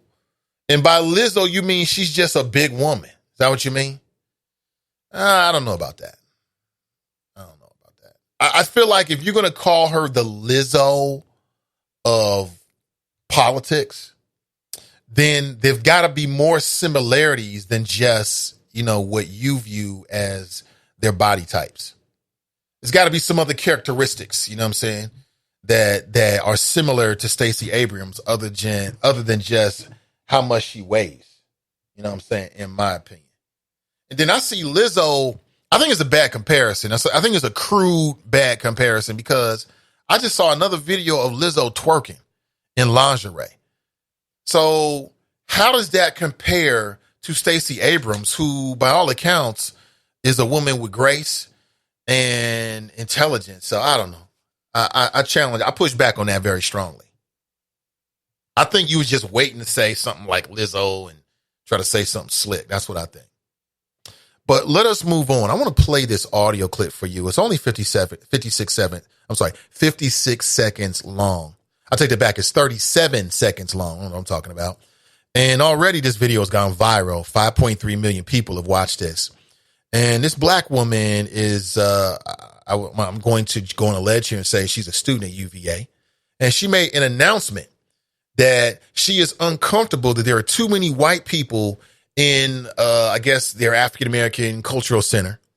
And she asked the white people to go elsewhere. This sparked a debate on Twitter and online with people saying that she was a racist and people putting up Martin Luther King memes and all kind of stuff because they felt like, here it is, it's coming up right now. Play this for you. Excuse me, if y'all didn't know, this is the MSC, and frankly, there's just too many white people in here, and this is a space for people of color. So just be really cognizant of the space that you're taking up, because it does make some of us POCs uncomfortable when we see too many white people in here. It's only been open for 4 days, and frankly, there's the whole university for a lot of y'all to be at, and there's very few spaces for us. So keep that in mind. Thank you. Oh, she got some applause for that. And she sits down in the video, pushes her hair back, and she has a smile on her face. Excuse me, if y'all didn't know, public service announcement. Excuse me, if y'all didn't know, this is the MSC, and frankly, there's just too many white people in here, and this is a space for people of color. So just be really cognizant of the space that you're taking up, because it does make some of us POCs uncomfortable when we see too many white people in here. It's only been open for 4 days, and frankly, there's the whole university for a lot of y'all to be at, and there's very few spaces for us. So keep that in mind. Thank you. Is she wrong? That's the question. She said the MSC, so that's that Multicultural Student Center at the University of Virginia. And they've got a conservative group called the Young Americas Foundation. And they're making a big deal about this. Leftists at the University of Virginia are dictating who is and who isn't allowed in the new Multicultural Student Center. And I think you need those kind of spaces for POC on our nation's campuses, because from the outside, the people talk about these liberal universities, but when you go to the universities, they're named after slave owners. There's no real, institutions or places that are carved out for students of color. You got to deal in some cases with the unequal treatment from the university police officers. And, I could go on and on and on. I thought the University of Cincinnati, they put together like a committee. I thought that the findings coming from their committee, I remember reading through them. I'm thinking, who wrote this? Because whoever wrote this is woke as hell. They know exactly what they're talking about. It was very eloquently and very intelligently put together. And it was a committee put together by students and faculty and staff. And they were researching as to whether they were going to change the name of the Arts and Sciences building because it had the name of a slave owner. In fact, there's a lot of buildings and landmarks of Charles McMicken. He was a white slave owner who bequeathed the land, I believe, to the university, so good white boys and girls could get that college. Go get that good college. Good white girls and boys. They weren't thinking about me, and they wasn't thinking about you or your children. You remember that? So University of Cincinnati is not uncommon as to what students who go to majority universities are dealing with on a regular basis. So I think you need those kind of spaces. Many years ago, they got the African American Cultural Center, led by Dr. Eric Abercrombie, and others, to create a space for POC. Again, shortly I was built, I was at the university. I used to go there all the time and hang out. Had friends who either worked there or would go there and hang out. And there was nothing wrong with it. Now, having said all of that, does that give this sister the right to say, hey, listen, it's only been open 4 days. Y'all all up in here like it's for y'all. For you, it's for us. No, I can get it. I get it because if you're a minority student on a majority campus, you feel like, a raisin in the buttermilk. You feel like a raisin in the buttermilk. And you might be feeling like you want to be around people culturally, racially, that are like you. Like white folks. See, this is something that white students don't have to worry about because you're the majority. White students that go to the University of Cincinnati are not worrying about where the white students are because they're everywhere. Vast majority. They're not worried about where the white clubs are or where the cultural center is because it's all your culture. So I get it. I don't think that you can do that. I don't know if it can be I don't think it can legally be a policy from the university that says only non-white people can come in here. I don't think that's going to happen. And as I said, I remember being at the African American Cultural Center, and it was always some white folks in there that was just cool. It's always been like that. White people front row at the Public Enemy concert. It's just always going to be that way. And there's some white folks that's down, believe it or not. Some white, and I know you believe it because you have your own experience. I've met many, many folks that's down. They may not be, have the rhythm and all this kind of stuff, but on that racism-ish, they ain't with it. They're not with it 100%. They're not going along. They're not going to be quiet. Believe it or not, there are those type of white folks. I think they're minority. Cam writes, Bloomberg is a strong, viable candidate against Trump in my vote. Yeah. So they keep telling me. Cam. I'm like, oh, boy. Has anyone heard that they have built another morgue in Franklin City, Ohio? Opioid surge, 28 deaths in a week. 10 in one day. No, I have not. Let me Google that real quick. Really? Man, opioids is killing people left and right. What's the name of the family? The Sanker family? Rich, wealthy, white family that was behind the pharmaceutical, the drug company that led to the opioid disaster. You talk about white on white crime. Whew. Damn. Opioids is taking them out the game, man. Very, very sad. Because I think about those people, but I think about the children. Like imagine, your mama is doped out on opioids. Your daddy doped out on opioids. You ain't got a chance. Or let's say your chances become a lot more slim. Let's put it that way. I have not been giving out the number this morning because my phone lines are not operating correctly. I actually had a guest scheduled that I'm looking forward to. I rescheduled it for Friday.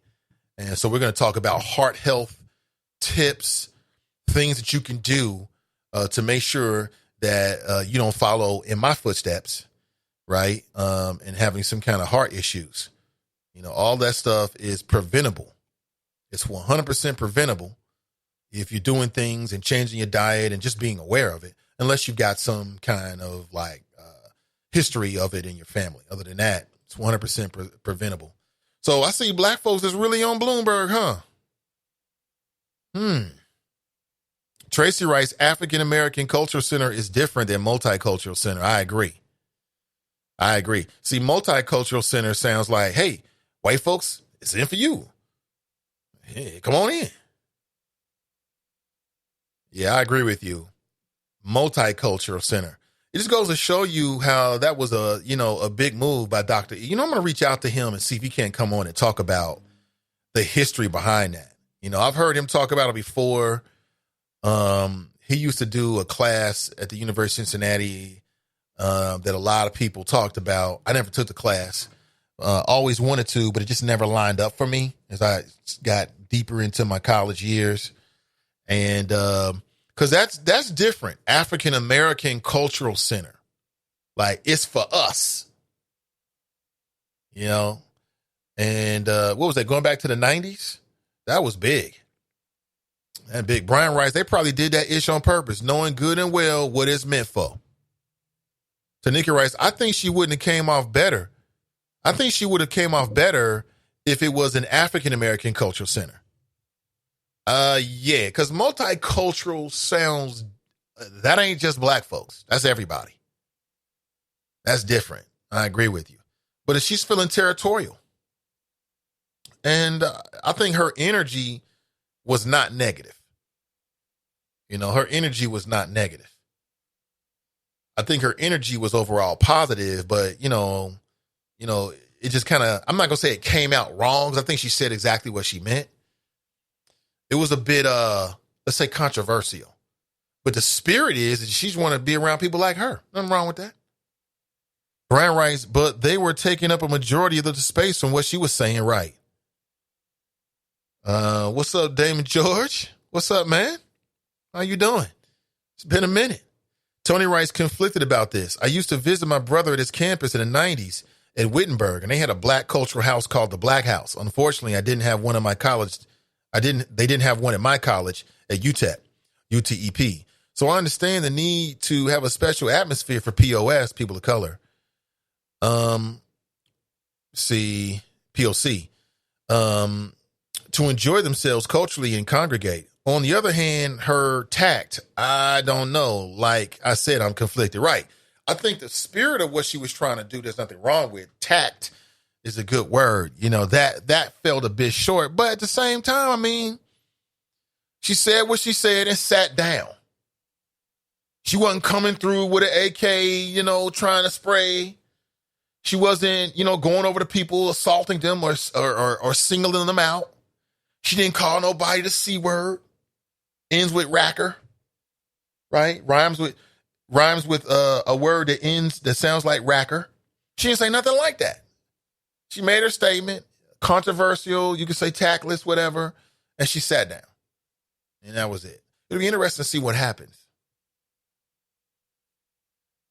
Tracy writes, my dad was on opioids. Call me the exception. Ooh. Timothy writes, why go to a predominant white school? You can't yell fire in a theater. Yeah, she just destroyed the organization. Like I said, Timothy, it's going to be interesting to see how this all plays out with her. And will there be an impact on the Multicultural Center? You know, the university might feel like they got to put out a statement just to reaffirm, you know, what this is for and who it's for. And I don't know. Again, I think her spirit is pure. As a man of color, I don't have a problem with somebody saying that, you know, you want to have a space for black folks. How could you have a problem with that? But she don't have no say. So I like what Tracy said, or whoever said, I think it was Tracy, or maybe it was Tanika or both, that said that if it was the African American, because I'm trying to think, when I was at UC, there were white people there. There was white girls there. And it's always a cool white boy here and there. Everybody knows that. Everybody knows some cool white folks when you was in college or you was in high school, even now. You know what I'm saying? That just, you know, you can be comfortable there, right? They feel comfortable around black folks and it ain't no real big issue. Everybody is who they is and everybody respecting each other's boundaries. I've got those kind of relationships. I've had those kind of relationships. You know, even when I was younger, like I said, I was a Section 8 kid. So Section 8, we ended up living in Green Hills. I met some cool ass white folks in Green Hills. To this day, I'm cool with my homie Lance, Forest Park. You know what I'm saying? And like I said, I'm cool with Lance to this day. To this day, we don't talk like we used to, but super cool. Super cool. You know what I'm saying? So I don't have a problem with that. You want to hang out with us and you know who you are. We know who we are. Everybody cool. Cool. No problem with it. You want some dumb shit? That's something different. Good to see you, Damien. Jumped in here, talked to Terrence. That's great. Tracy writes, my friend told her son to visit Tennessee State University. She said there are a lot of white students there. Imagine if they got a Euro hall. Yeah, but see, white folks are the majority. Every institution, every club on these universities historically have been, white. White and male. So when you start getting women's centers, when you start getting African-American culture centers, that's not a threat to the white male, majority.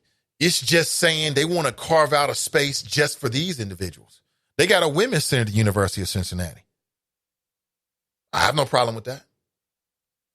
Women's programs and studies. You could take classes out of there. They had all kinds of stuff that were particular to women.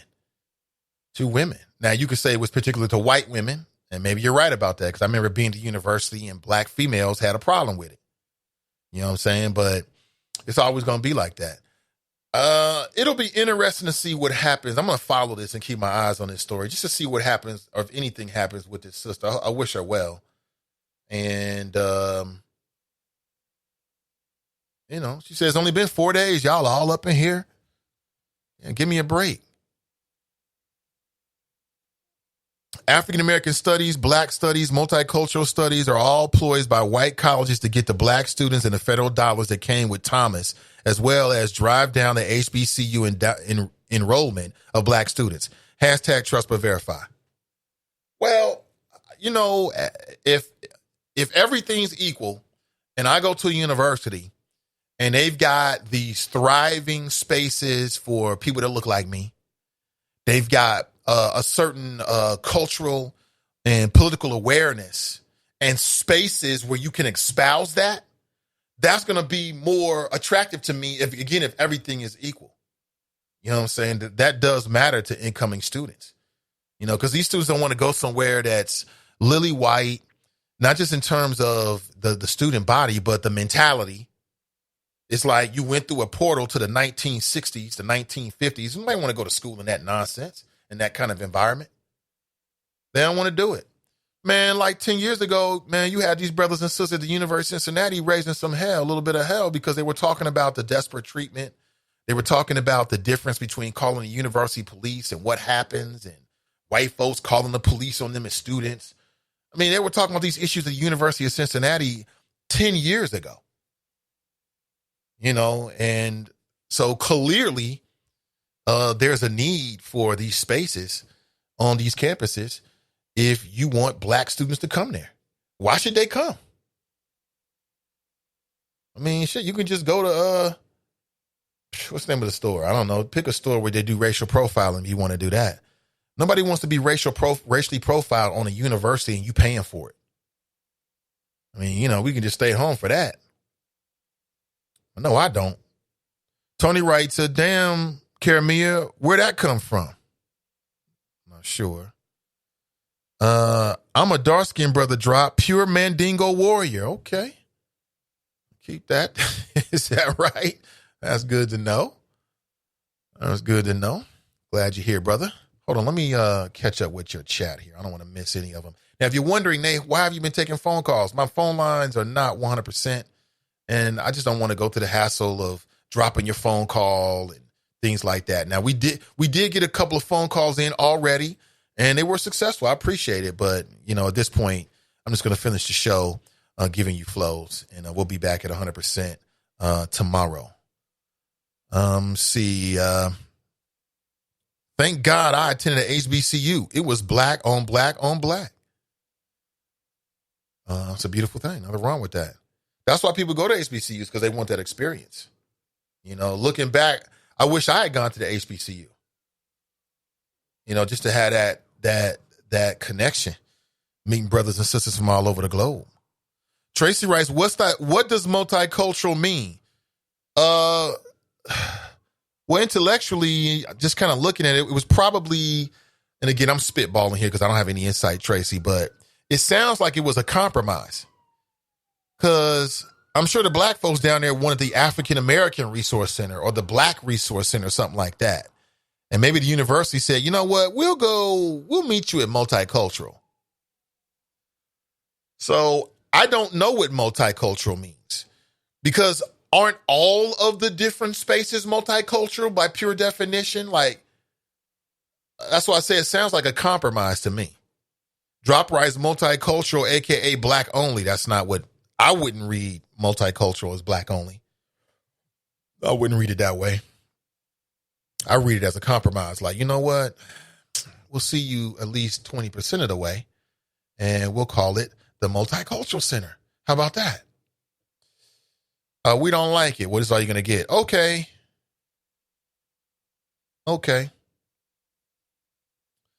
Study finds black students are suspended more than white peers. I'm going to save this and pick this back up on another day because I've got some strong flows on that and some suggestions as well.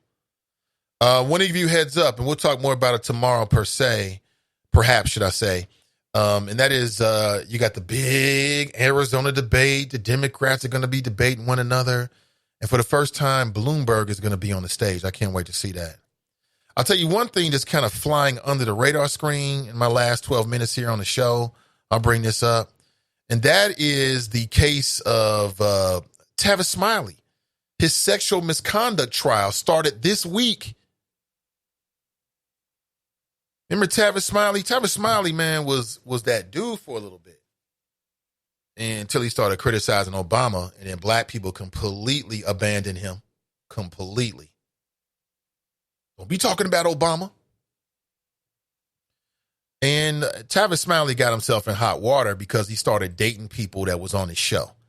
And I understand how it is. You know, if you're Tavis Smiley trying to pick up women, I mean, what's a better place than, where you're the king at? You know what I'm saying? You're Tavis Smiley. It's the Tavis Smiley show. You're the star. So I understand it. But at the same time, B, it's a bad look. It opens the door for somebody to allege sexual harassment. So you remember this whole thing with Tavis Smiley and they let him go. He was working for PBS. Remember the Tavis Smiley show? He left there and then he was a part of what appeared to be like a black gospel sort of network. He was doing his show off of that for a little while. I'm not sure if he's still doing it there. But I kind of miss Tavis from time to time in his flow on the issues because you don't see him anywhere. Tavis is completely off the radar screen. But apparently, they canceled the show back in 2017. So what is that? Going back like 3 years now. And they took the side of the female employees, many of them Smiley subordinates. It's not a good look, fellas. If you find yourself in a leadership position and you like women and, don't do it on the job. Even if she say she ain't going to do nothing. Because there's some women out there that they like the power. They want to be with the boss. They like the idea of it. It turns them on. A man get a little bit of power, a little bit of money, got a suit on. In the minds of some women, he becomes more attractive. It's just like that. It's just like that. But don't do it. And Tavis Smiley did it. And apparently he started dating some of the women that were going to be producers or production assistants or whatever else. And it culminated with this. Tavis says they were all consensual relationships and he didn't push up on anybody. I read some of the things that he allegedly said, like, just making comments about, the physicality or attractiveness of certain women. And it's coming back to bite him. The trial is expected to last 2 weeks. It's taking place in the D.C. Superior Court in front of Judge Yvonne Williams. Apparently, PBS attorneys are going to call 4 witnesses because Tavis has a real problem with PBS. He says that he was wrongfully terminated. So I'm sure he's going for the big dollars. I'll keep my eyes on that, man. Just not good. Not good. See how they get you, Tavis? All that issue said about Barack Obama, and they still went after you. Nobody's safe. Nobody's safe. Shaking my damn head. Bloomberg. Yep, Bloomberg. He's the new hot name. Sissy Tigers writes, proudly right at Nate. NKU changed their African American Student Services office to the Office of Multicultural Student Services. Something like that. Now the Latino and LGBT students have a space in there as well, right? Well, because of your NKU, You don't want to. What you're going to do or start doing? You're going to start building these individual, spaces for everybody that says they want a space. No, you just call it the Multicultural Student Center, and it's a one-stop shop for everything. Brian writes, is Gayle King going to interview Tavis? I don't know. I would like that. I would be down with that interview. Yeah, she should interview him. Why not? Why not? And when she interviews him, don't ask no softball ass questions because nobody wants to watch you ask some dumbass questions about general stuff. Nobody wants to see that. Yeah, Tavis Smiley got caught up in the Me Too movement. The other thing is that if she's going to interview him, it'll be after the case. So maybe we'll see Gayle interview Tavis Smiley in a couple of weeks. He's not going to do any interviews right now, I don't think. Not with the case going on. But we shall see.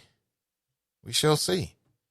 That's because Tavis was on some whack-ish. He acted like Obama had to ask him and Cornel West for permission to be a black president. Cincy Tigeress writes, this new attack on successful black men reignited with Tavis Smiley. Hasn't stopped since. I don't know. Maybe did Tavis do it? I don't know if he did it or not. I think you're innocent until proven guilty, but I mean, I read some of the stuff. I can remember some of the stuff that Tavis allegedly did. And some people will say it's small, but it's not small in a work environment. It ain't small in a work environment. You can't do that in a work environment. Because it can come back to bite you like it is now.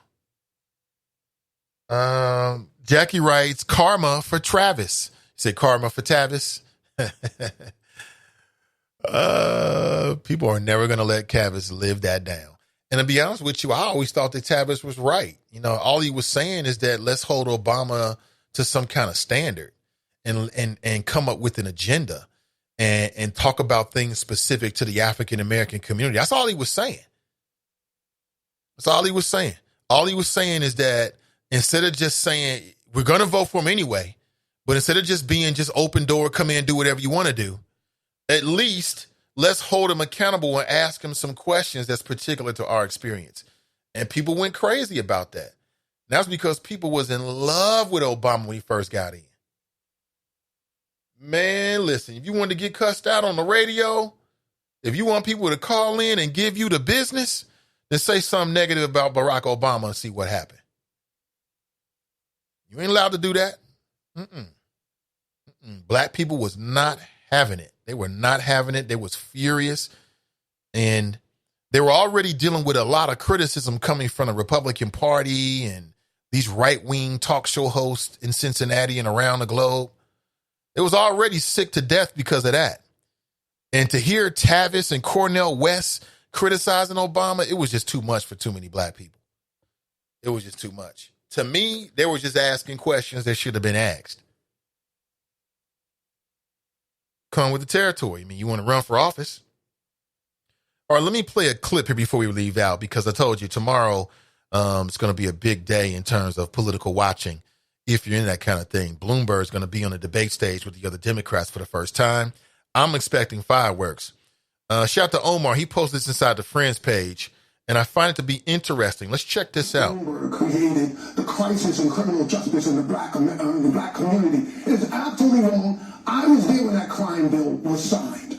I argued against it with Janet Reno, President Clinton, Joe Biden.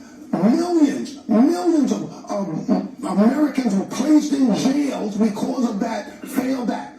Were they racist? They were not racist. President Clinton was. They thought they were doing the right thing. They had bad criminal justice policy. They failed our community. Mike did also. Mike is out apologizing because he's learned better. And you know what? I know it's true. I know Mike is a changed man from when he was running New York City, pushing those policies. If you look at what he has said in his new policy, which, by the way, no one wants to talk about, Tremaine is right. They're right to hold him accountable for the redlining comments and those other comments. But look at his Greenwood initiative. Look, 1 million homeowners, African African Americans, that's what he's pushing for, to take care of this issue of generational wealth in our community. That he wants to have 100,000 new black entrepreneurs out there. That he's put $70 billion into recreating neighborhoods that's going to improve schools, provide jobs, make sure African Americans finally get the support that we have never gotten in this country. It is the most progressive plan for African Americans out there right now. I will debate it against any candidate. So for folks who are hung up on the past, look at what Mike is proposing right now to fix these issues. I'm telling you, it's the best stuff out there in the country right now. Well, Mr. Canada, the debate isn't... Right, this man went hard for Bloomberg. And Bloomberg has apologized. He apologized. He was down in Houston, and he got the endorsement of the mayor down in Houston. Michael Bloomberg has launched Mike for Black America at an event at the Buffalo Soldiers National Museum in Midtime. His initiative is meant to represent and uplift African Americans. Bloomberg also apologized for his policing policy enacted while he was mayor, known as stop and frisk. Quote, I defended looking back for too long because I didn't understand then the unintended pain it was causing the young black and brown families and their kids. I should have acted sooner and faster to stop it. And I didn't. And for that, I apologize. You know, that's all good and all, but there was always another side. People make it seem like everybody was in favor of stop and frisk. Everybody was in favor of it. Everybody was in favor of the crime bill. We had no idea our policies were going to have a desperate impact on the black community. God, yeah, that's a lie. That's a lie. There was many progressive folks, black folks out there that from day one said the policies were going to have a huge impact in the black community, and they didn't listen to them. They didn't want to hear it. And it's only now that the culture has changed where there's more of a sensitivity around that Michael Bloomberg wants to apologize. Would Bloomberg apologize if he wasn't running for president? Like if Bloomberg had come out a year ago and apologized before he was even thinking, or let's say 2 years ago, before he was thinking about running for president, that would have seemed more authentic. This seems like an apology for convenience.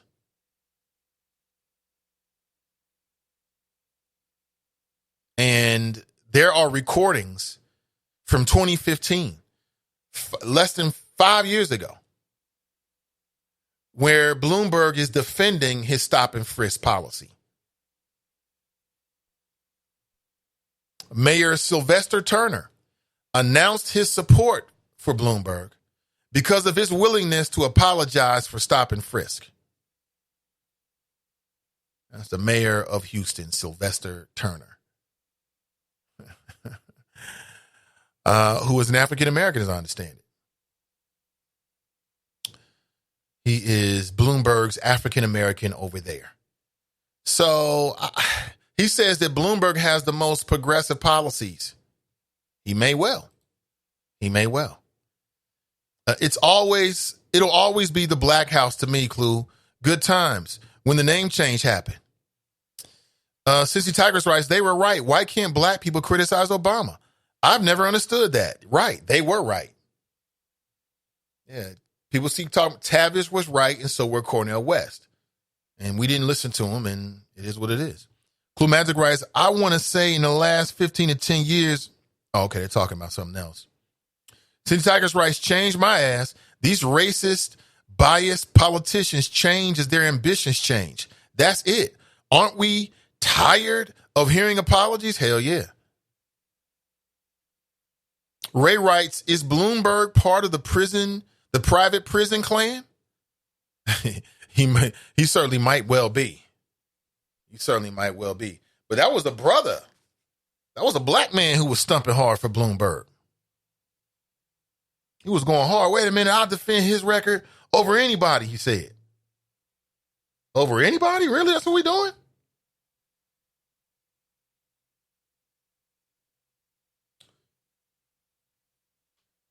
Well, can two things be right at the same time or true at the same time? Can Bloomberg have the best plan for African Americans while he also has a race problem?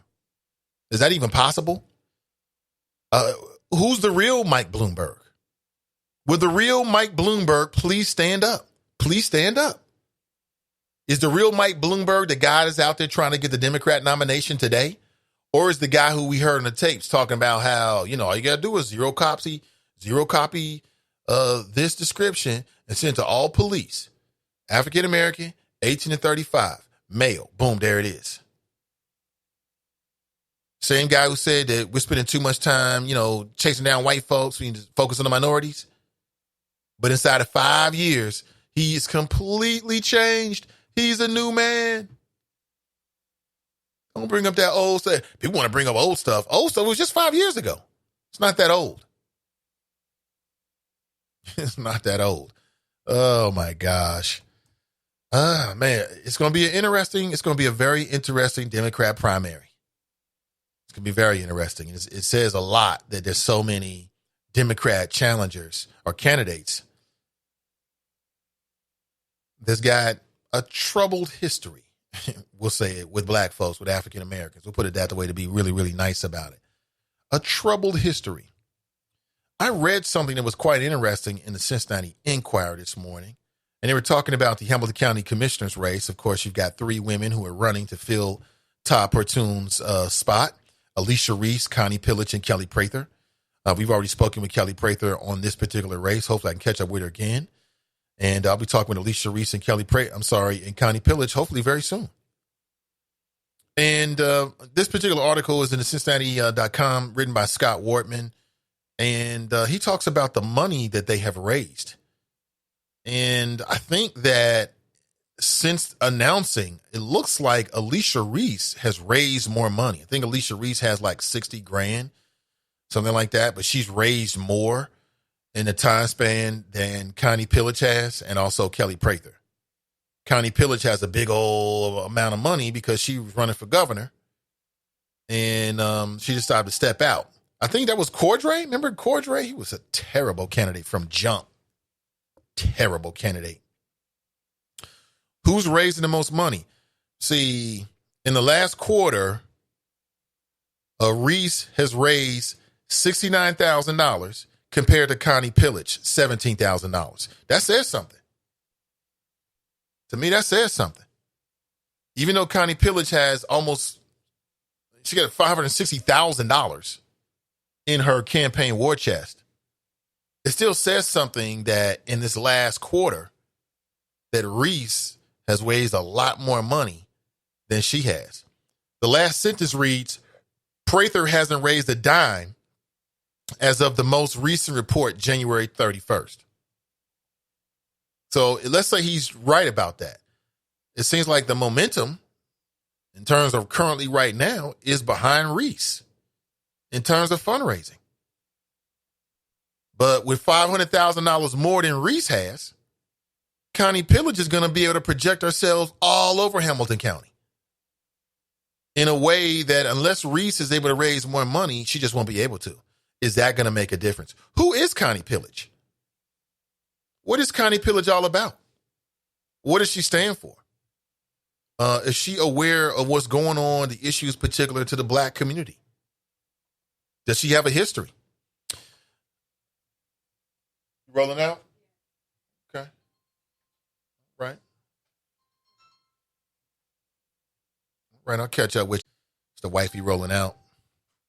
All right, I'll have to leave you like that. I've got to make a move. Thank you so much for being here. I'll be back tomorrow morning. We'll pick up on these issues, these matters of great importance. Just remember, man, the West End had a thriving community before the FC Cincinnati, had its eyes on land down there. And it burns me up when people act like, oh, there was nothing down here. No, that's not true. Quite many families and businesses, nonprofit organizations, you know what I'm saying? And doing work and business on a regular basis down there. Way before the people behind FC Cincinnati even thought about the West End. There were people who thought about the West End as home. I don't want you to forget that. And I don't know what Jeff Paster's talking about, but it sounds like he's pro-gentrification. says that's going to bring more pride in when the new natives come in. You mean when the people who lived there were displaced and the white folks come in, the people with money come in, they're going to have pride in the West End? Come on now. Somebody should check him on that. That ain't true. Listen, thank you for being here. I'll be back with you tomorrow morning, bright and early. Before I roll out, I want to remind you that there's a couple of community events coming up that you are more than welcome. Consider this an invitation to be a part of. Has everything to do with Issue 7, which is an initiative to invest about $130 million per year to improve Hamilton County's transportation system, to fix roads, bridges, and the bus system. That's Issue 7. There's a community event that's going to be on February 25th at 6 p.m. at the Word of Deliverance. And then again at the Mount Healthy City Council on March 9th from 6 p.m. to 8 p.m. Both nights are from 6 p.m. to 8 p.m. If you're interested and you want to be a part of it, make sure you check that out. Make sure you check that out. I'm sure you will. Also coming up on this Saturday, listen to the voice of reason. Great New Light Baptist Church. The keynote speaker is going to be Fanon Rucker. And I'm sure that it's going to be a great night. Fanon Rucker is a phenomenal speaker. Phenomenal speaker. Let's listen to the voice of reason. That's this Saturday from 12 p.m. to 5 p.m. at the Greater New Light Baptist Church. Okay. That's over on Fred Shuttlesworth in Avondale. Okay. And the keynote speaker is going to be Fanon Rucker. I'll put out a flyer if you're interested. You can check it out for yourself. But please remember those dates. I'll be back with you and hopefully better than ever tomorrow morning at 8 a.m. Have an excellent day and we'll catch up real soon. I'm Nathan Ivy and I'm out.